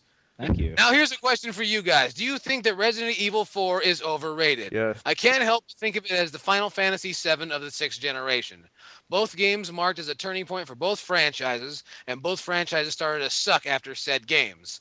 Along with having negative impacts on their respective genres, and then in parentheses he says, horror games becoming more action focused and JRPGs becoming emo amnesiac protagonists. Now, I like Resident Evil 4 and think it's one of the best GameCube games, but I can't help but roll my eyes when I see it being called one of the best survival horror games of all time, as I'm not sure if you can even call it that. Feels more like an action game with survival horror elements to me. And then he ends with a parenthesis. So, All right. well, we thank you much, and I can feel the rage coming from Razor Fist. Well, Darth Pizza Roll, I only have one brief query for you. Are you me? I don't know. Did you write this? Not another Razor No, Fist. I think it's possible. No, I completely and wholeheartedly, vociferously agree with you. It is 100% accurate. Resident Evil 4 is really, really overrated, and I especially think when Shinji, who was the guy, who was the lead on that? Shinji Mikami, right? When he moved along because he didn't want the game to be ported to PS2, he was some other guy basically took over the producer duties for the extra mission with Ada Wong and whatnot. I thought you could really tell where the series was going on that specifically. You could see flashes of Resident Evil 5 in the Ada Wong side mission stuff on the PS2 version. That really kind of set the stage as far as I'm concerned. But yeah, it felt very action focused. Resident Evil 4 though, I'll say this for it. This is why I like it much more than Resident Evil 5. At least it had atmosphere. You know what I mean? Yeah. Resident Evil 5 doesn't have any atmosphere at all. None. There's no sense of dread. It's one action set piece to the next one. Basically. I definitely agree. And the dude is really spot on. Like Mr. Pizza Roll, you were very spot on with what you say because I concur with Razor Fist quite a bit. I fucked up your name there. I'm sorry. It's okay. I'll kill you later. We've already established. Well, that. yeah. Well, you gotta send me an email about it. Just let me know the day and everything. I'll I know, right? try We'll to do plan lunch. around it. But basically, Resident Evil 4 is a good game. But the thing is, the best of the Resident Evil series? No. No. Resident Evil 2 is the best Resident Evil, in my opinion. Everybody's going to have their favorites and everything, but I truly feel that the series shined the most with that sequel because holy shit, very few times has my jaw ever dropped throughout the entire duration of playing the game. And no, this isn't nostalgia goggles, I assure you 100%, because I still play the game and enjoy it just as much as I did back in the day. I just know exactly what to do from point A to point B. But the game is overrated because everybody says it's the best Resident Evil. What's worse though is people are like, I played Resident Evil 4 and 5. I'm a big Resident Evil fan. I'm like, can you repeat that again? Yeah. I'm a big Resident Evil fan. I played Resident Evil 4 and 5. Fucking love them. And I'm like, so what about the other 3 games and all the various spin-offs? Here, ignore the spin-offs. Just tell me about the first 3. Yeah. I don't know about those. Not even the GameCube remake. That's pretty recent. And it's been on 2 different systems now. No way, man. GameCube was for losers. Remember that? Oh yeah, I forgot about that because it's a kiddie system. It's purple. Who the fuck's gonna buy that? And Right. it's for squares, 3-dimensional squares. Oh. Look at me put out the zingers, and now to quote the Fonzie, sit on it. Ouch. But that was drier than Noel Coward's memoirs. drier than most vaginas around my neighborhood. But see, the thing is, Resident Evil 4, good game, overrated, most fucking definitely. Resident Evil 2, that's where it's at. Resident Evil 3, that's technically Resident Evil 2.5. Just saying. Anyway, somebody else, give your opinion. Well, Resident Evil 5 for me, I've never played it, don't intend to because it's just a bastardry of the series in my opinion. The best Resident Evil we've had since Resident Evil 2 and 3 has been Revelations. Okay. And the story. Yeah, I agree. I like Revelations. I think it's a return to form. Not completely without its faults, without no. question. And some of the character designs are just what the fuck was going on there. Just really bad character designs going on there. But generally I feel like I like the atmosphere. It can be genuinely scary at times. I like it. But I don't know. You put in I don't know. I think co-op has to go in a way. If you want to get back to the survival horror roots, you really have to go get rid of co-op, relegate multiplayer for the challenge modes, and stuff like that. That's really what has to happen. I think that's fundamentally the problem. It's hard to be scared when you got a friend hanging out with you, telling dick jokes. So, or at least I assume you're telling dick jokes. I don't know. What would have been? Let's be honest. Everyone tells dick jokes. You know what would have been kind of interesting if they did make it co-op? Is Resident Evil 0. If you guys played that at all, anyone? Resident Evil 0, yeah. If they fix that fucking inventory system. Yeah, that I can't even begin to tell you how many times I just wanted to throw the fucking controller because I was like, where did I set that item again? What floor is it on? But basically, I like the idea that people are in 2 separate areas. They just randomly meet up, but you're both playing together, and what you do will go and have some kind of impact on the other player. But you're never actually together, so that feeling of dread is always there, and you're alone. That would be kind of cool. But when you're just running around, slamming your fucking body up against waist-high walls and whatnot, and enemies are shooting at you, yes, shooting at you, not trying to eat you, kill you, dissolve you, or what the fuck ever, but just put some bullets in you, no, that's not scary. It will never be scary. No. Because you've always got that waist-high wall to hide behind. Absolutely. Oh, and love Call of Duty. The end. Well, that was fabulous. Was it? It was so It was. fabulous. It was so fabulous. Anyway, Was it ab? Fabulous. For me Hey, anyway. Whoa! What about Asa? Well, Asa. Well, I want to hear what Asa has to say. Yeah, he's been quiet for a bit. Yeah, you have been quiet. I'm always Stop that. quiet, and I never have anything to say. What is she? He put that baby in a sleeper hold. Yeah, actually, yeah, I just injected my baby with some formaldehyde, and she'll be fine now. You'll notice she has not said a word. What is your past with the Resident Evil series, sir? I really have none. I was never interested in the series to begin with, but I've seen people play it throughout the ages, and I've noticed that it's become just less. Yeah, It's become a beast that cannot be I fed. think the last interesting one was 5, and that's only because of the whole black people controversy thing. yeah, they made a big stink about that, didn't they? Yep. And where did it lead to? Nowhere. Yeah. I mean, you still had. I mean, I think you said it best. Capcom can get away with that shit, and nobody blinks an eye. Yeah. It still amazes me they were able to kill people in grass skirts, throwing spears and shit, and you know, whatever. It amazes me that T Hawk can still sit on his enemy and go how and Stay classy, Capcom. I mean, why not just have a like a cactus with a Mexican hat? Oh shit, they already did that, didn't they? And it was full of fresh baked cookies. They were delicious. There were. No, it's full of churros, right? I ate all the churros. They gave me diarrhea for a week. Eric. Are you sure you want to There was fight? no brownies as promised. What about Chaos, man? What are your feelings on Resident You Evil? know what's funny is I really wish that goddamn game series had kind of ended halfway through Resident Evil 3. I just, it's dark and everything looks slimy. I'm like, okay, I can fight my way through this. And I thought it was a nice continuation of the story that I love so much from Resident Evil 2.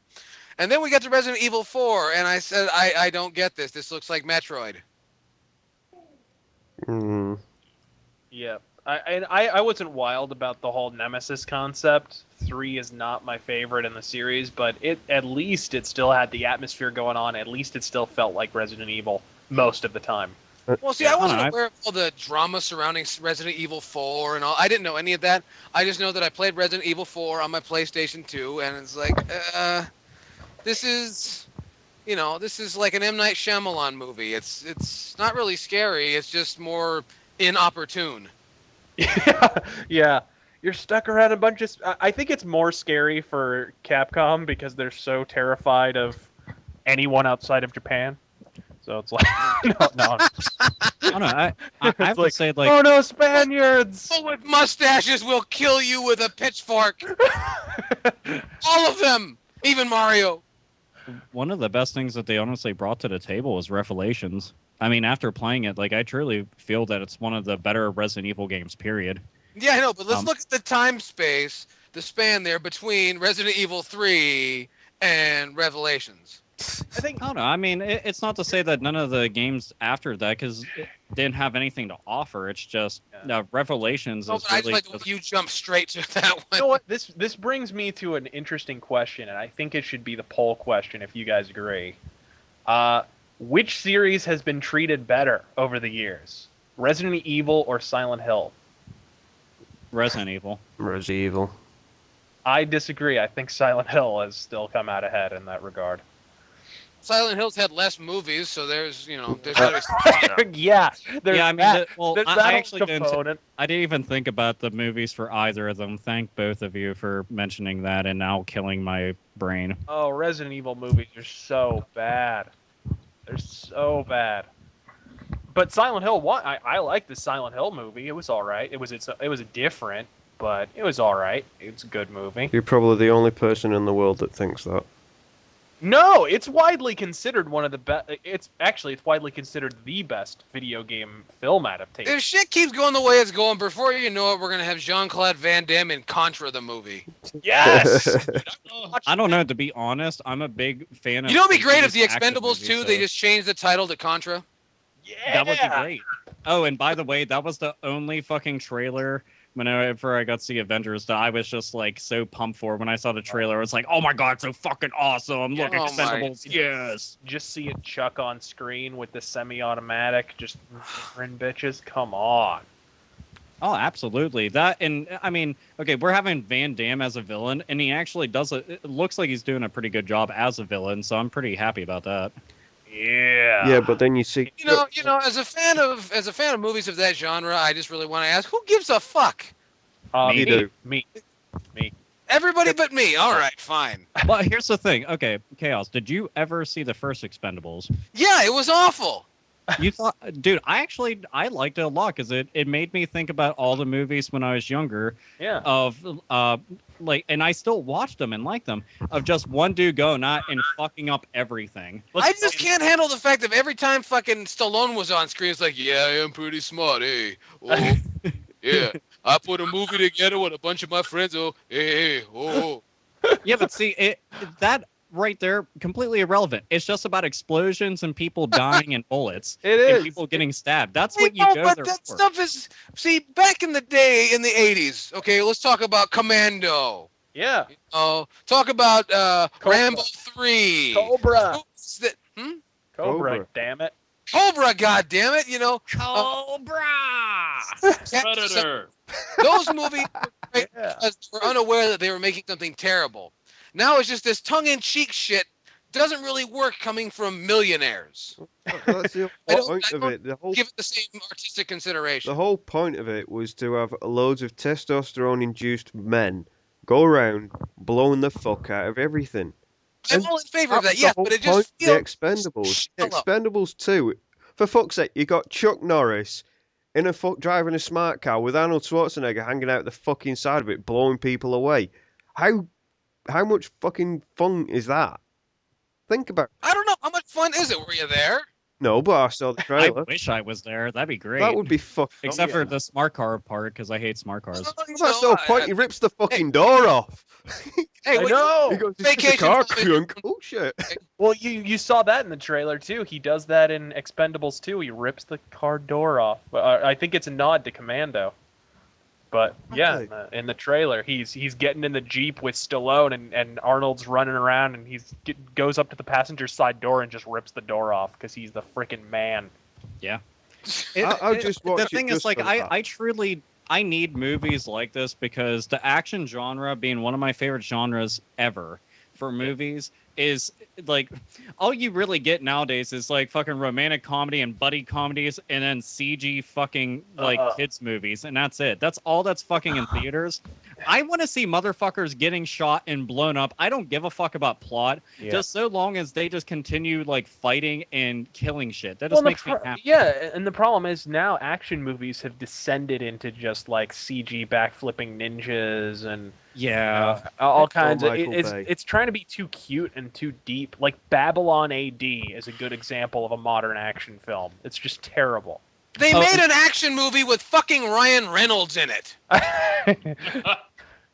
And for everybody listening, see, we do add some variety to the show outside of video games and. Oh yeah, kids yeah, yeah. and That's true. everything. We do. We do. We're Oh, talking about movies now. yeah. And I also would like to say that James Hetfield and Lars Ulrich can suck my dick. I'm pretty sure that if you told them that What you could did get they them try some kind to of record sell you deal, they- another mixtape or what? That's exactly what it is. And Dave Mustaine is a prolapse rectum. With hemorrhoids. didn't who said that? Glenn Benton.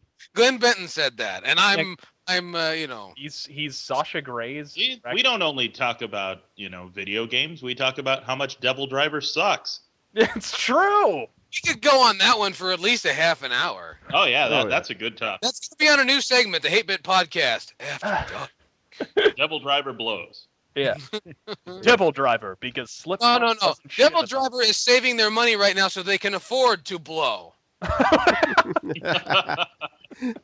Anyway, what's next? Times are tough, man. Saving up their Matlow Them Club money. tattoos are not cheap, let me tell you. Anyway, Yeah. What's next? You'd have to pay him so much to get rid of that fucking asshole's mouth. Henna tattoos, you mean? Yeah. Whatever. You know that shit ain't real. Yeah. There's not the point. It's ink and it must cost money somehow. Continuing on, bitches. Yes, what's next? Yes, anyway. Bitches, we got one more coming from Stony Rez, and I don't know who the hell he is, so I don't know who the hell he think he is. I You think know, it's drop We a name. Lover 07 in disguise. That's right. It is. It is. Anyway, he says, "What up, guys?" But he spells "what up" WHUDDUP. Nice. So I share that. Anyway, he says, "I am the casual quote-unquote gamer you guys hate. I don't have a lot of time because I'm doing this other thing. What is it? Oh yeah, raising a family. Well, thank you, sir. I congratulate you for releasing more mouths onto an already starving planet. Thank you." Anyway, he goes on to say, "When I do get the minimum time to play, I tend to get into a couple of first-person shooters. One is Rage, the others are Syndicate and BioShock 2. I fucking hate Call of Duty and Battlefield and hope that those fanboys can suck on two dicks while holding a flaming bag of dicks." Why is that? Is Yeah. it I don't know. Can I ask you a Suck on question? 2 dicks while Was holding a flaming bag of dicks. I know. Are the 2 dicks pulled out of the bag and are already flaming, or? What's this guy called? Yo Chaos. Stony Rez. Stony Rose. I mean, I'm trying to get Three a mental great picture. little first-person shooters there, and I totally agree with you. Call of Duty can suck a dick, but Battlefield is actually edges ahead of Call of Duty because it actually does something different.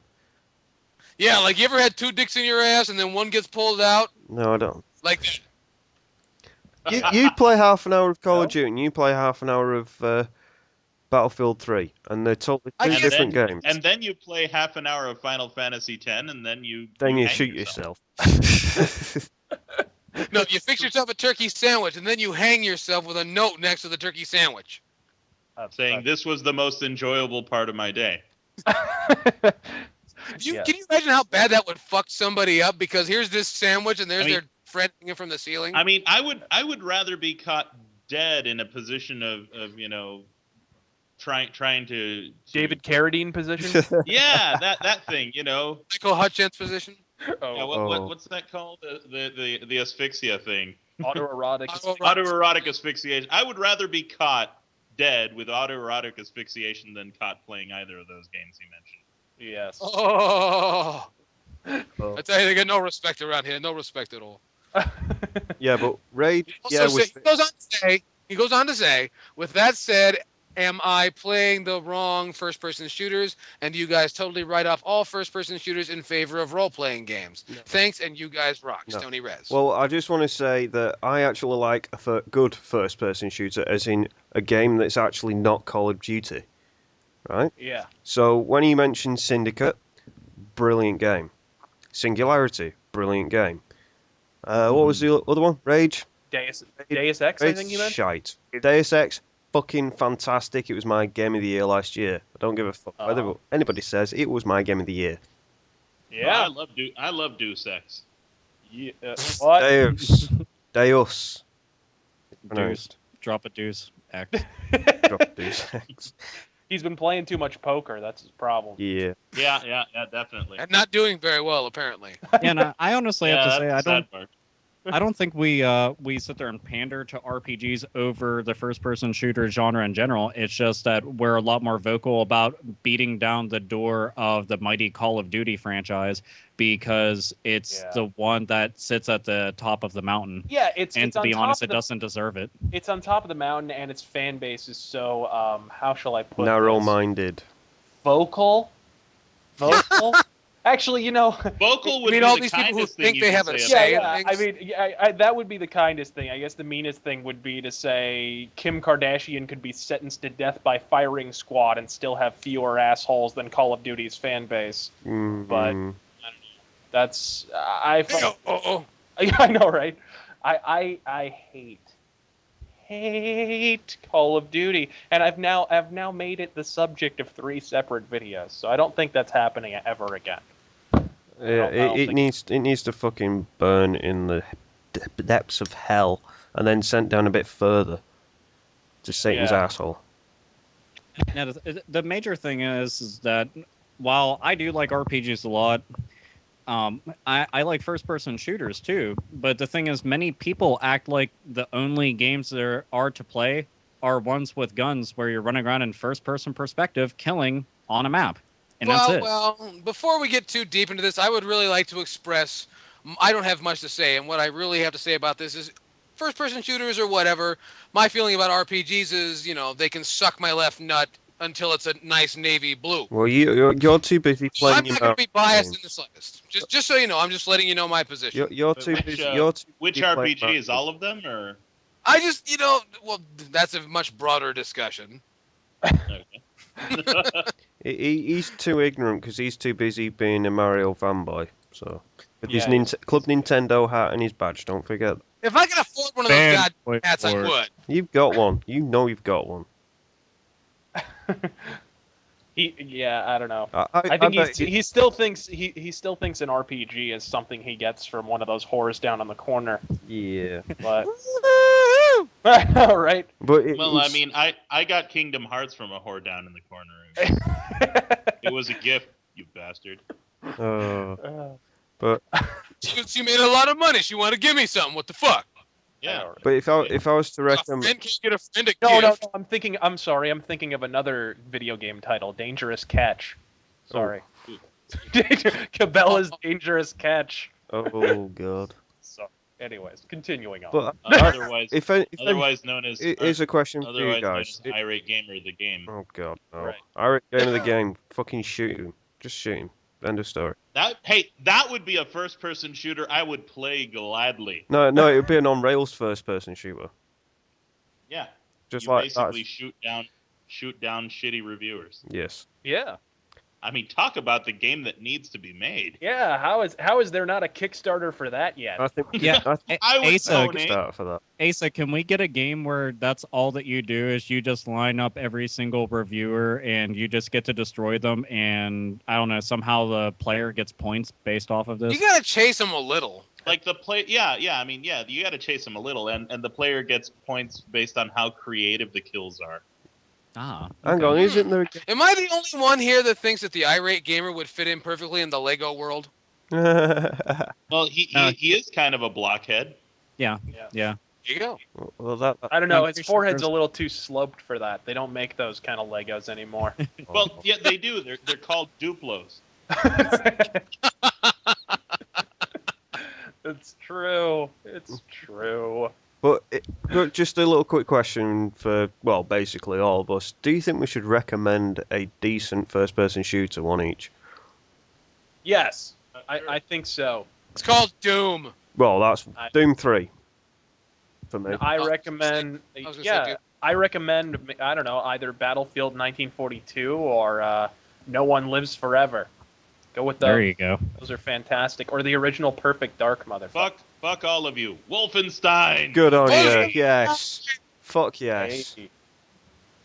They I should still say- re-release that. They should do an HD remake of that, but the entire soundtrack should be the Scorpions. I would be down with that. And accept. Yeah. Alpha, I what have hard you got? accept. I mean, since it's still a relevant series, I'll say if you're gonna play a good first-person shooter, play the Fear games. Most fucking I like them quite a definitely. bit. Most They're more. Yeah, I guess they're kind of first. They're kind of horror games. I You mean, gotta even they it are. out, man. Here's the thing. They are survival horror games to a certain extent, but they are. I mean, they're first-person games. I don't know. That's what I Well, toss if out we're there. if we're gonna go that route, Condemned, damn it. Well, yeah. I mean, well, Condemned also is like really big on melee, yeah. like Yeah. very Uh, melee. So that's the one of the reason I wouldn't ever say that's a FPS because you're not really shooting much. As a matter of fact, very seldom do you ever get a fucking gun. Yeah, that's true. if you want, But I mean, it's a phenomenal series for anybody who's listening. If you haven't played Condemned, for all fuck's sake, get the games. They're cheap as shit. And if anybody tells you, "Oh, it's garbage," fuck them. Okay, they're actually pretty damn fun. I enjoyed the living shit out of them, and yeah. So Condemned and Fear, huzzah! I've got another two actually. Metro 2033 and Hey. First Light. Also, Good. going along the same sort of vein, the Stalker games, Shadows of Chernobyl, Clear Sky, and Call of Pripyat. Fantastic fucking first-person shooting survival horror type games. Because I tell you what, the atmosphere in that game alone will fucking make you fucking shit yourself when you're going through a dark tunnel to get to the other side and you've got fucking mutants coming at you and you've got like fucking 3 rounds in your fucking shotgun left. Yeah. You can't beat that for a fucking atmosphere. So if you've got Steam, get them downloaded. Fuck, I forgot. I should have recommended this. Call of Juarez. Call of Juarez, no. The Yeah, Call first of two Juarez. games are the fucking latest Cartel game. No. Call of Juarez 1 and 2. There we go. Sorry, I almost had completely forgotten about the cartel's very existence. Thanks, Sainted. No. I was much happier. No, we're just But- trying to warn people away from it. So One it's and more of two- a public one- service announcement, really. 1 and 2 are really good Western shooters. 1 is really atmospheric and it has kind of an open world aspect. 2 is more of a co-op game, a little bit more linear, but it's still got the open world aspects at certain points. Damn good. Really, really good games. Kind of overshadowed by how awesome Red Dead Redemption was, Yeah. but still damn good. Kind of like Gun. Gun was overshadowed by Red Dead Redemption. The Really Red good Dead game. Revolver, it was overshadowed by. Because Revolver was Yeah, pretty either- good. Either or, yeah. Yeah. I have two more that I can toss out. The original game, the original Black game, not the sequel Body Count, Black but Black for fucking PS2 and brilliant. Xbox is very, very, very, very good. I have. If you're gonna play it, please play it on Xbox, so it's much better on there. And the other one is going to be. Can anybody guess what the other one is going to be? I don't know, Condemned. Anyone? Perfect Dark Zero. No. Oh boy, no, Yeah. it's gonna be Bulletstorm. Oh. Bulletstorm, really good series. Goodness gracious, really good game. The combo system in it is fucking awesome. If you have not seen it in action, just look up a video of it. It's just really awesome, and the game doesn't cost much. I think it's like $20-$30 right now. So just go and pick it up and enjoy the living shit out of it. But just don't plan on going online with it, or else you'll be out of luck. Did anybody remember a first-person shooter with kind of capture the flag type mechanics to it? It was called Magic Carpet. Never heard of it. Never It was a heard lot of of fun. I'll be honest, I've never heard of it. 1994. It's an old. Yeah, I recommend that because it's different. There is There one is. we've missed though. What? Half-Life. Oh Oh, God, I feel Half-Life. ashamed. I apologize, gamers. Yeah. We missed Half-Life is Half-Life. good. Fuck. Half-Life is good. A little on the on the overrated side for me, But but I'll 'cause admit, it's yeah. like I'll admit. I mean, the game is praised heavily, but admittedly, it does deserve it quite a bit. And that's the truth. And especially if you get to see its fucking unwanted child that turned out to be pretty awesome, fucking Counter-Strike. And please, Yeah. for love of fuck, play it on PC. Don't play it on anything else. yeah. Especially the version on Xbox, which made me want to literally gut myself. It's a very, very great game. The original is a great game, especially with all the mods that they've made for it. Half-Life Episode 2, and where the fuck is Episode 3, for fuck's sake, Valve? Like, what the shit, man? Oh, I Why know. are you just not gonna... I'll tell you what I don't was get good. If you've got Half-Life Generations box set, you got Half-Life, the original game, you got Opposing Force, and you also got the Blue Shift. With Blue Shift, they actually came out with a high-res pack, which worked on the previous two add-ons, and it looked fucking fantastic for the time. It still does even now, and you can pick it up And- for relatively cheap now. Anybody remember Redneck Rampage? Yeah. There you go. Someone had to remember that one. Yeah, I certainly remember it. See, and right here, just so everybody knows, no, we don't hate first-person shooters. We just like good first-person shooters, and we're very vocal about the one that everybody seems to love to jack off to. We just Basically. And Chaos, you've been quiet. What FPS games are you going to be tossing out into the everybody must play or else they're retarded? Well, has Well, you're Ninte- missing the most obvious, man. And one comes off of some archaic piece of equipment called the Nintendo 64. I know the And one that you- was GoldenEye 007. Wow. And Dark Watch. we talked How about about Dark Watch? Dark. Anybody ever heard of Dark Watch? yes, I did. yes. Dark Watch is pretty damn good. Fucking There you awesome. go. See? Oh, and on PC, for any PC fans out there, please, for the love of fucking God, play Painkiller. Oh, that game is absolutely fucking awesome. It's just play it. That's the only thing that I can really tell you. It's fantastic fucking visuals, really cool weapons. Yeah, Painkiller. Yay. Yay, Painkiller. And that draws us to the end of the mailbag portion for the second half. Once again, if you have any Huzzah! questions of any kind, please leave them in the comment box provided down below, or send them over to our Facebook page, or to hatebitpodcast@gmail.com. Anyway, moving on to our second half. Hey guys, you're not going to believe this, but somebody said something real stupid. Dice Software CEO Patrick Bach made a statement earlier in the week stating that used games are the sole reason that there's been a cease to creation of new and innovative titles. Bullshit. Wow. That is Fucking bullshit. shit. Now before the boys tear you a new asshole, Mr. Buck, I just want to share with you that you're lucky someone bought your piece of shit software in the first place. Yeah. That's all. If you made new games, they wouldn't be so inclined to become used games. Yeah. Yep. And I said that. I think I in our, Shit, if it weren't our for used inaugural games, that guy wouldn't have a market. yeah, in our inaugural rant, I talked a little bit about that in the first episode. You cannot complain about used games when, at the end of the day, if it's worth buying, people are going to buy it every time. And if you added some replay value, they wouldn't wind up trading it in at all. Well, So Yeah. that's the thing. That they're And- quelling creativity nowadays by saying these sorts of statements. It's fucking stupid. How we pay their wages, we put money in their pockets to make these fucking games, and then they do, they just give us fucking Battlefield 2 2.0 or 2.5 or whatever fucking version they're coming out with nowadays. It's just crazy that they can say these sorts of things. You know, you look back to the 90s or the 80s even, there was creativity coming out of everybody's fucking ass. They all wanted to make a decent game. Nowadays, it's just they all want to make a decent fucking buck. What the fuck? yeah, Well, no, back in the day, they were interested in making money doing what they do. Now they're interested in making money doing what they do, but fuck you anyway. Yeah, but Yeah. it's just The sad. most innovative thing we've seen in the last year is Angry Birds.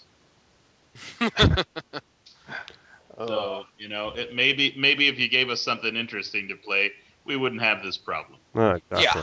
You wouldn't have to be competing against a phone. Yeah. Yeah. Could you Yeah. honestly imagine that if someone had told these companies 10, 15 years ago that, in less than 2 generations, you're going to be competing against, that big Phones. damn phone that costs $1 a minute? That's going to kick your ass. yeah. I don't want to be walking around with a fucking $400 fucking portable system.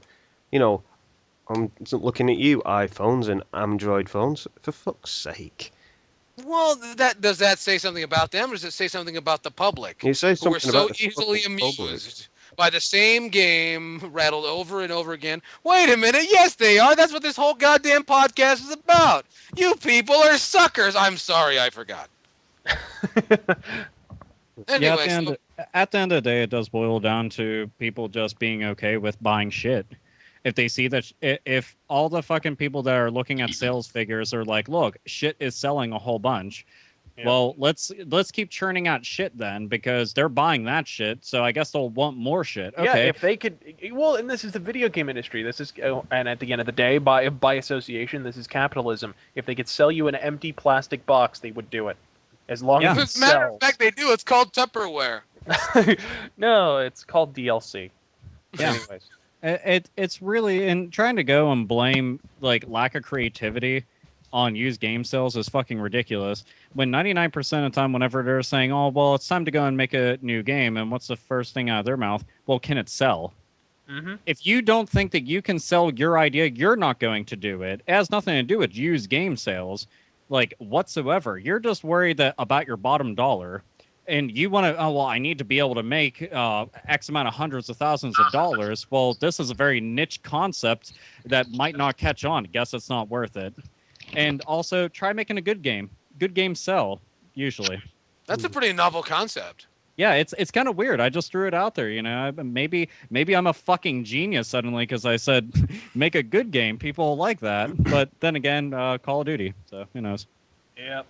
Can't beat that dead horse enough, can I? I'll just fucking blow it up next time. Yeah, I think we should. We should ask FPS Russia to come along and shoot it a few times. Oh, like you couldn't. We'd have to get somebody else to do that. Come on, man. Well, I don't know. I don't Continuing have on. access to fucking Tannerite. Well, I'm sorry. My God, man. Just take it easy. Calm down. I'm taking it easy. You're embarrassing me in front of all the Americans. No, you do that yourself. I know, but you're not supposed to point it out, you dickhead. Anyway, Alpha Omega Sim, we were talking before we came on air, and he's really, really interested in horrible gaming shopping experiences, and he has a story to tell. So this is Alpha's baby. Alpha? Alrighty. This is something everybody can go and relate to. As a matter of fact, if anybody wants to relate their experiences, please share them. But overall, this is very shitty video game experiences when you're out shopping about. And I'll tell just one little story here. Basically, a locally owned store. I'll just say the name. It's called the Game Master's Realm. Not too far from me, it's out by my buddy's house. Go out there, and the owner of the store is very adamant about talking to me every time I come in, like literally crawling up my fucking ass. Well, he does this because he knows that I have a large collection of video games, so he feels the need to want to measure his cock against mine, i.e., our game collections, which is ironic because he has a fucking game store. So it's like that's you should obviously have a much bigger video game collection than me. But anyway, every time that I go there, he gives me a hard time about everything that I'm doing. And that's why I don't shop there anymore. After this experience, I was inside there. I went over to the Sega Saturn collection because I love me some Sega Saturn. And lo and behold, I see a copy of Mega Man 8. I pick it up. It says $10. I'm like, cool. This has some extra stuff that the PlayStation 1 doesn't have. I go up to the counter, and he immediately goes to his computer and starts looking up stuff. Keep in mind that I know that he doesn't do this with anybody else because I was in this store the entire time. And he's sitting there looking up. He's looking at me, looking at the game, looking at the computer. He keeps doing this a couple times and then tells me, that's priced wrong. I'm like, nope, I'm paying $10 for it because that's what it's priced right there on the front and on the back. Yep. So no, it's priced right. And he said, well, the case is going to be extra. I said, no, it's not. You don't charge somebody extra for a jewel case. What? That's like saying the insert in there cost $5. The jewel case costs $10. The manual is $25. So let me understand. This guy is basically the video game store equivalent of the comic book guy from The Simpsons. You know what? Oddly, yeah, he really is. No, the except for comic book guy at least knew how to sell things. Please refrain from hitting your head on the display case. Thank you. Well, the thing is, I have got that conditioning fixed. it got a little Don't bit worse. masturbate in the magazines. Thank you. I really should have done that in the store. You soiled it. You bought it. No, what But, you should have done, you should have told me to get that Mega Man 8 and shove it up his ass if he's just going to charge you extra no, for a fucking jewel case. See, here's the thing. I'm one of those people where I'm a very nice person unless you provoke me in any kind of way by trying to dick me over something very trivial. It makes no sense to me. It's like you're running a fucking business. I'm here to give you business. Here's some money for your product that you have sitting on that shelf over there. Now you're giving me a problem, and I don't understand why, other than the fact that you feel inadequate because I have a large video game collection. Big fucking deal, dude. There's people who have video game collections all around the fucking world. It's nothing new. But I go to find out. I found out that this game is actually worth a bunch of money. I didn't know that at the time of purchasing it. I was just like, Mega Man, hooray. It's a good price. But he was making this big fucking deal about it because the game goes for almost $100. He had it marked at $9.99. Well, I won on that deal. Sorry, maybe you ought to pay attention when you fucking mark your game. Sorry, motherfucker. This is called capitalism, and I'm capitalizing on your mistake. Oh, but he literally just made this big stink about it, and he was just like, well, it's not $9.99. I'm like, no, it is. I just kept tapping on the case and was like, no, I'm gonna be paying this much. No, I'm gonna be paying this much. No, seriously. Here's $10, whatever the tax is on it. I'm going to be leaving with the game for $10. whether you like it or not. Because if not, I'm going to make a big shit fit out of it, and you're going to regret not letting me have it because I just don't like when people are assholes. I'm gonna hold my breath until I turn lavender. Yeah, pretty much. I could have done that, but yeah, he's basically just a big fucking douche nozzle and fucking irritates me to no end. So I don't go to that store anymore because that's just one of many experiences that I had there. But that was pretty much the straw that broke the camel's back for me. Wow, that's a horrible one. I got one that's not exactly horrible, but there's a place over by my house, not too far away, in a city called Anaheim, California, and the Ooh. place is called Video Game Geeks, and I cruise in there every now and again, and I've learned something though. I go to check out, whatever they got on clearance. I love video game stores that have clearance sections, and I bought a whole stack of NES games. And he says, all right, and he's checking them out and everything. And he looks at the game and says, hey, do you want me to clean them? And while he's telling me that, he is spraying ammonia D Windex into a fucking cartridge. And then he's got the Q-tip out and just kind of swabbing it around. Little does he know that ammonia eats silicone. Yeah. And I said, no, Yeah. no, please don't. And he kind of looked at me funny. And I just said, I got it. I'll do it myself. And I ran. So they're nice folks in there, but that scared the shit out of me. How you don't know that? So Yeah, that was it. That was all. that's fucking traumatizing, to be honest. For anybody that is like a genuine, like, I respect gaming, especially retro gaming, to see anybody like doing that to a game would like bring tears to some people's eyes. Oh. Yeah. Yeah. So that was my bit of horror. Anyone else? One of the things that I hate when I'm video game shopping is, when you go and you're looking through all the racks and you see all the games and you're just looking in general, and then you get the same shop assistant coming over saying, "Can I help you with anything?" "No, I'll be okay, thank you very much." Oh. 5 minutes later, "Can I help you with anything?" "No, thank you." And then, Like, yeah, you can get some good games on this shelf. yeah, I go Well, around to the side and I'm looking on my phone at something, and he goes, "Can I help you with anything?" "No, I'm okay."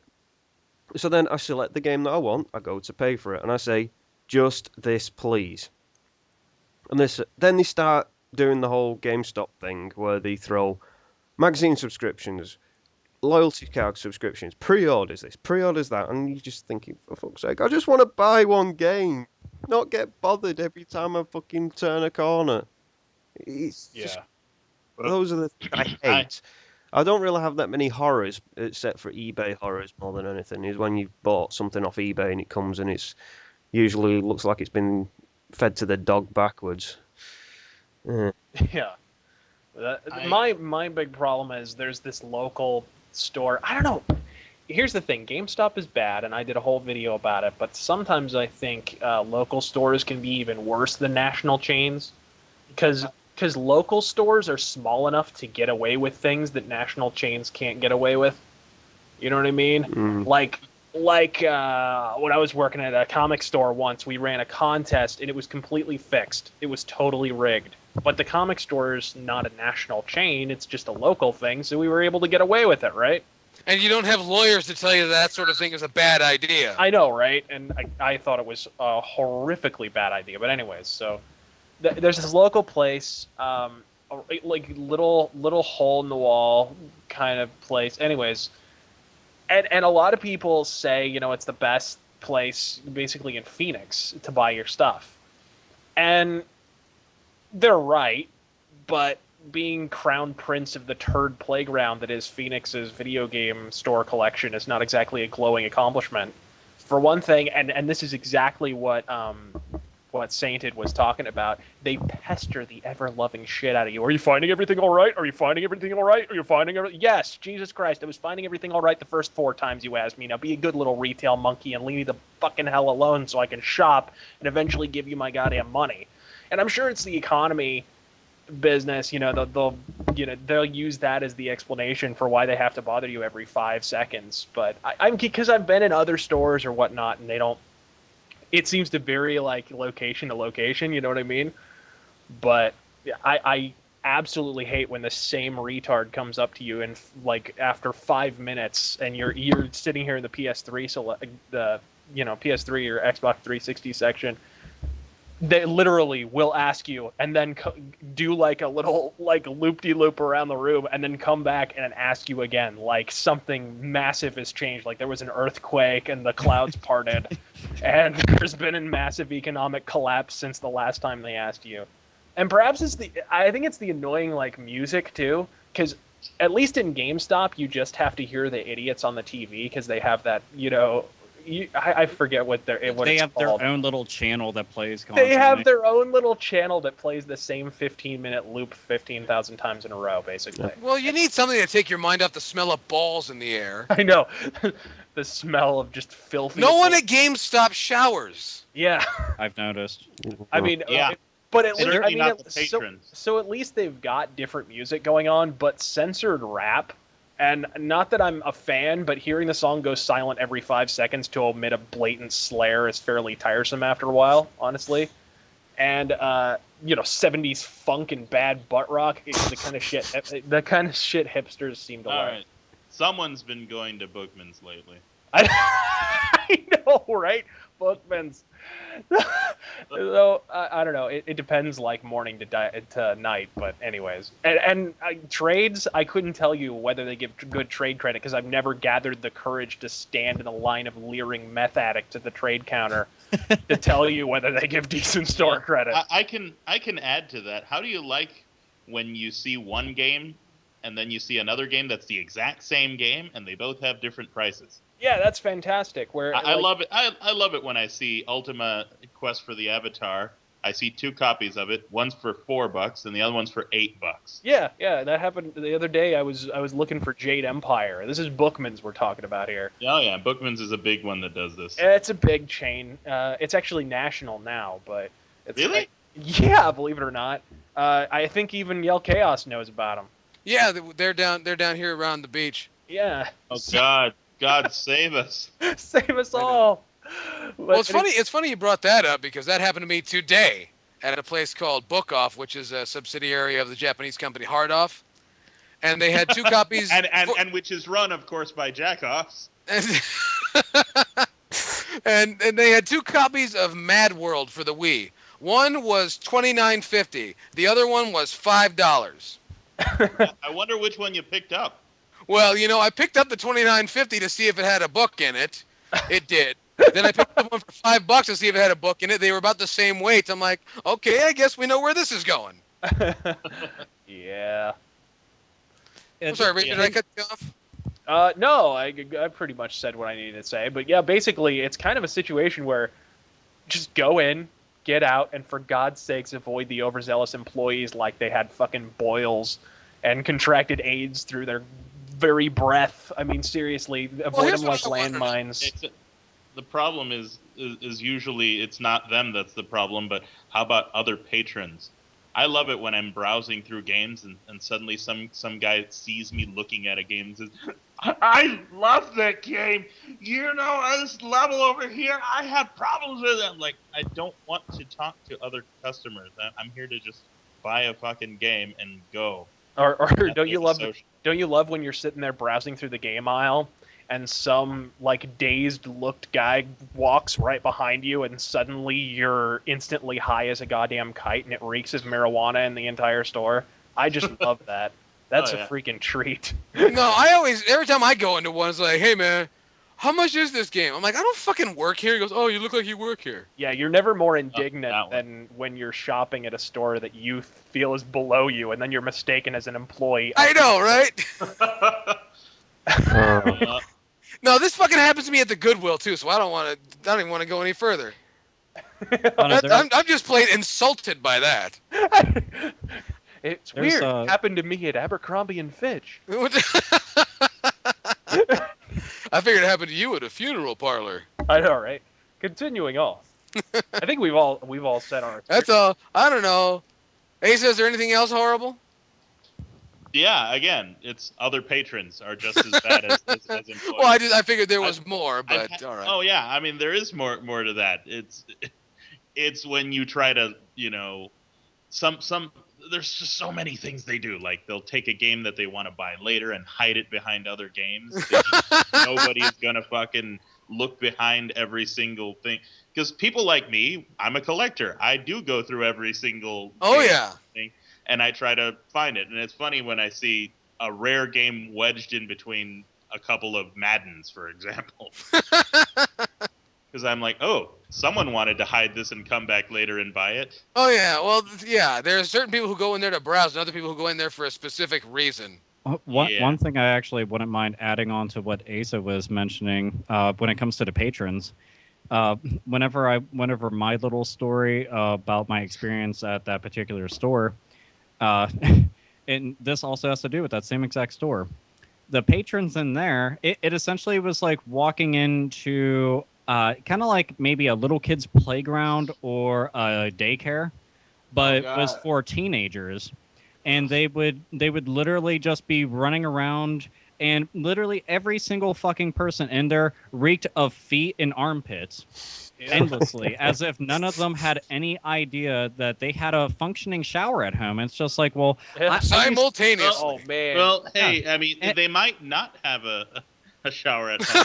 Oh man, you have yet to experience the true pungence of the nerd community until you have run a Pokemon card tournament, my friend.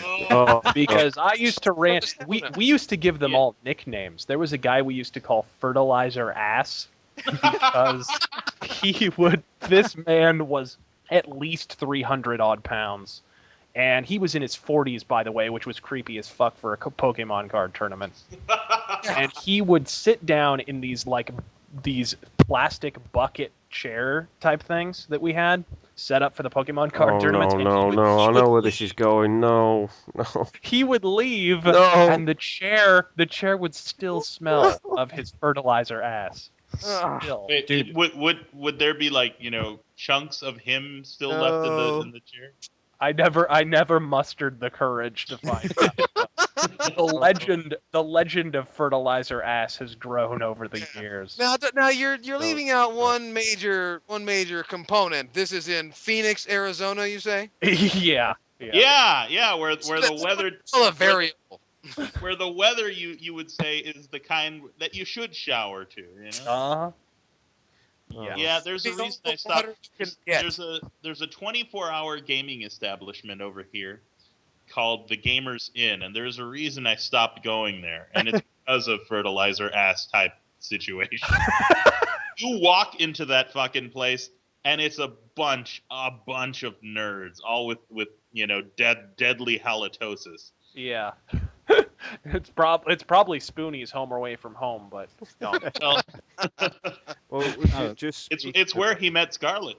Oh, Oh, that was low. Oh, well, just we may have to edit that out. God damn it! no. That's staying in. Oh, come on. No, Come on. staying in. But yeah, as everybody can tell, we do have our own horror stories, and in general, I know plenty of you do, and you should share because Yeah, please Yeah, do. it's the only way to make us feel better about all this shit is to know we're not the only ones who have walked into an establishment, had asshole employees, dickheaded prices, just fucked up experiences in general. Because when you're surrounded by a bunch of people that cannot shower whatsoever, screaming in your face, and all you want to do is go and grab a copy of fucking Rogue Galaxy for PS2 off the goddamn shelf and leave, and then you get hassled by the dude who owns the place. It just fucking sucks. Well, the truth of the matter is, it's not really a video game or comic book experience if you're going to the store and you cannot smell the manager from the parking lot.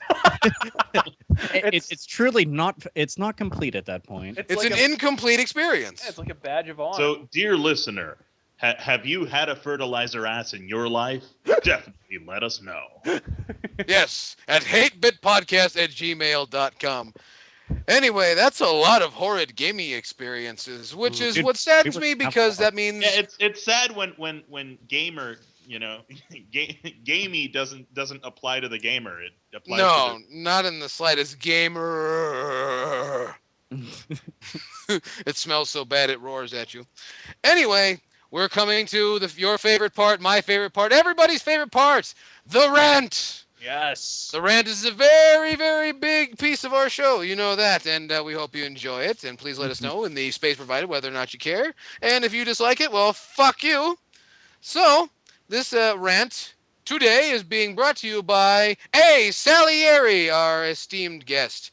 And Asa, I want you to talk about whatever you want to talk about, except for my mother. She's a bit sensitive. Whatever I want to talk about. Well, how about the douchebags that comment lately on my videos? Hey, listen, you little fags that have no fucking lives. You know, there's better things to do online. You know, masturbation, for example. There's porn. Why the fuck are you coming onto my videos complaining about like this fucking idiot who came on my why does movie Bob like video games video and complained about why I don't like movie Bob? Well, you're not obligated to look at my channel, you dipshit. It's true. I mean, these little faggots come from everywhere to complain about what I do. The bottom line is I'm not going to your savior's little website and complaining about what he does over there. No, I'm doing it on my channel for my viewers. If you don't like it, kindly get the fuck out. I mean, this guy's a complete idiot. He's all like, you know, and it's not just one guy, obviously, but I'm gonna throw this guy, Trilly Andy. I'm gonna throw you by name out into the lions over here, acting like you're such a big brainy motherfucker. You misspell every other fucking word, and you act like you have a brain cell in there. Yeah. Isn't that how it always works, though? It's always equal amounts of bombast and misspelling. And I'm not sure what's worse: the ones that come leave a comment that say, "You're fat. You don't like the AVGN. You're fat and gay, huh? Yeah, stupid." Or if it's the one who comes in and tries to act like they're intelligent, and it's this pseudo intellectualism that bugs me. Yeah. Because I don't ever try to represent that I'm smarter than I really am. I just give an opinion and that's it.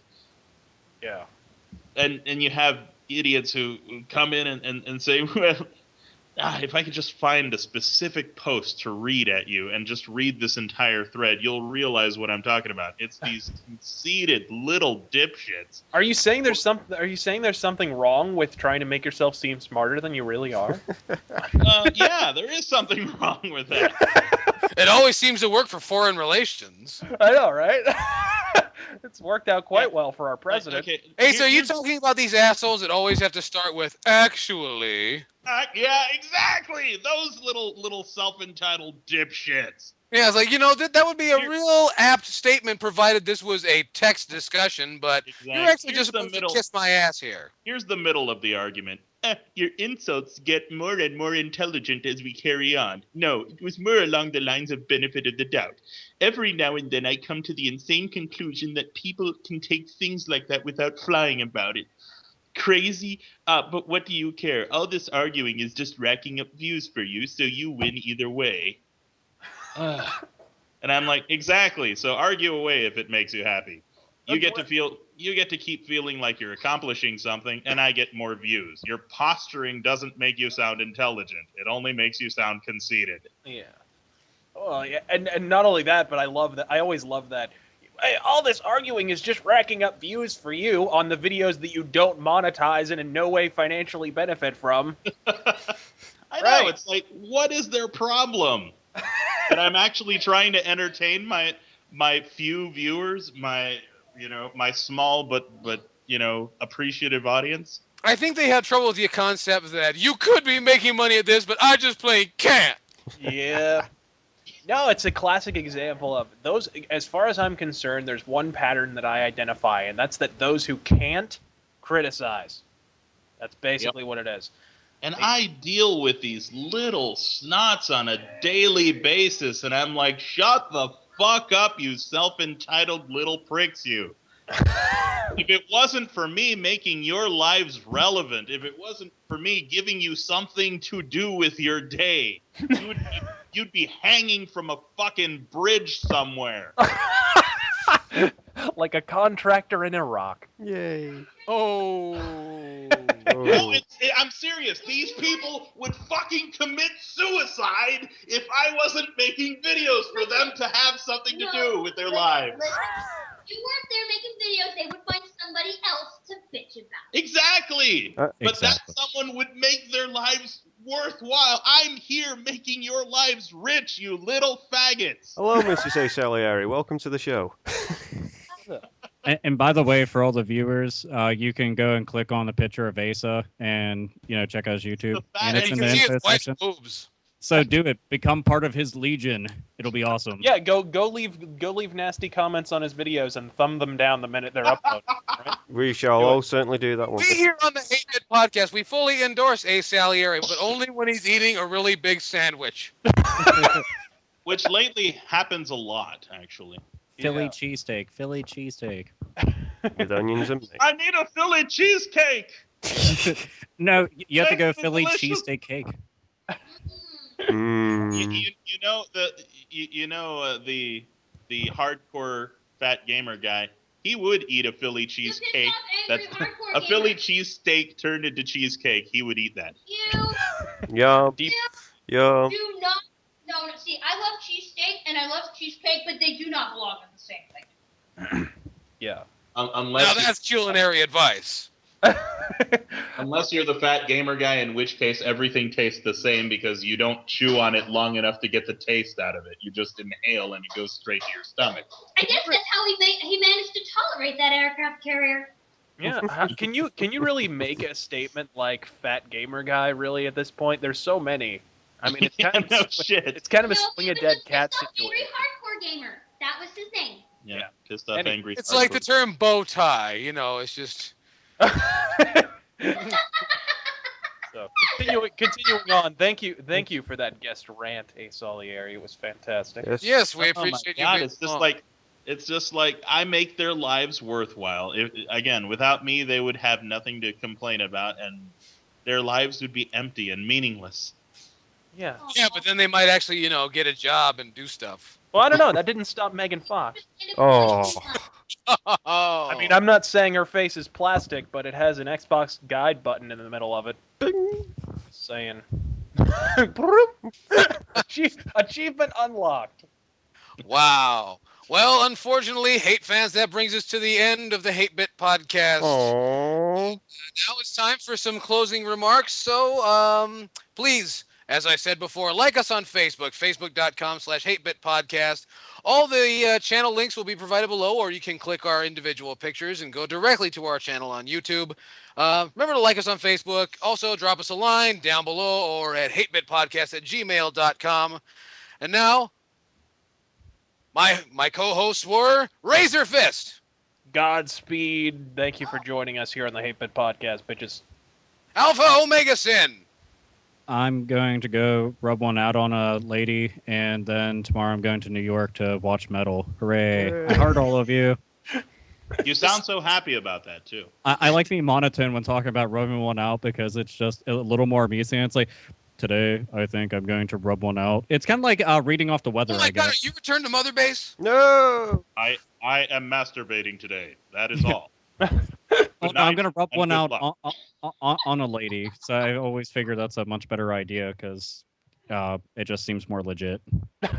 Too legit to quit. Yeah. Oh. Masturbation sounds like a good idea right now. Good night. Good luck. I've also been joined by the symbiotic sainted Magnus. I am the only one. Goodbye. And our host, what am I talking about? Our special guest, Asalieri. I'm the host, gay, fat, and gay. Till next time, dear viewer, listener. Burp. I'm Yo Chaos. We have been the Hate Bit Podcast, and he has been Asalieri. We thank you very much, and we'll see you next time. See ya! See ya. Chocolate chip cookie!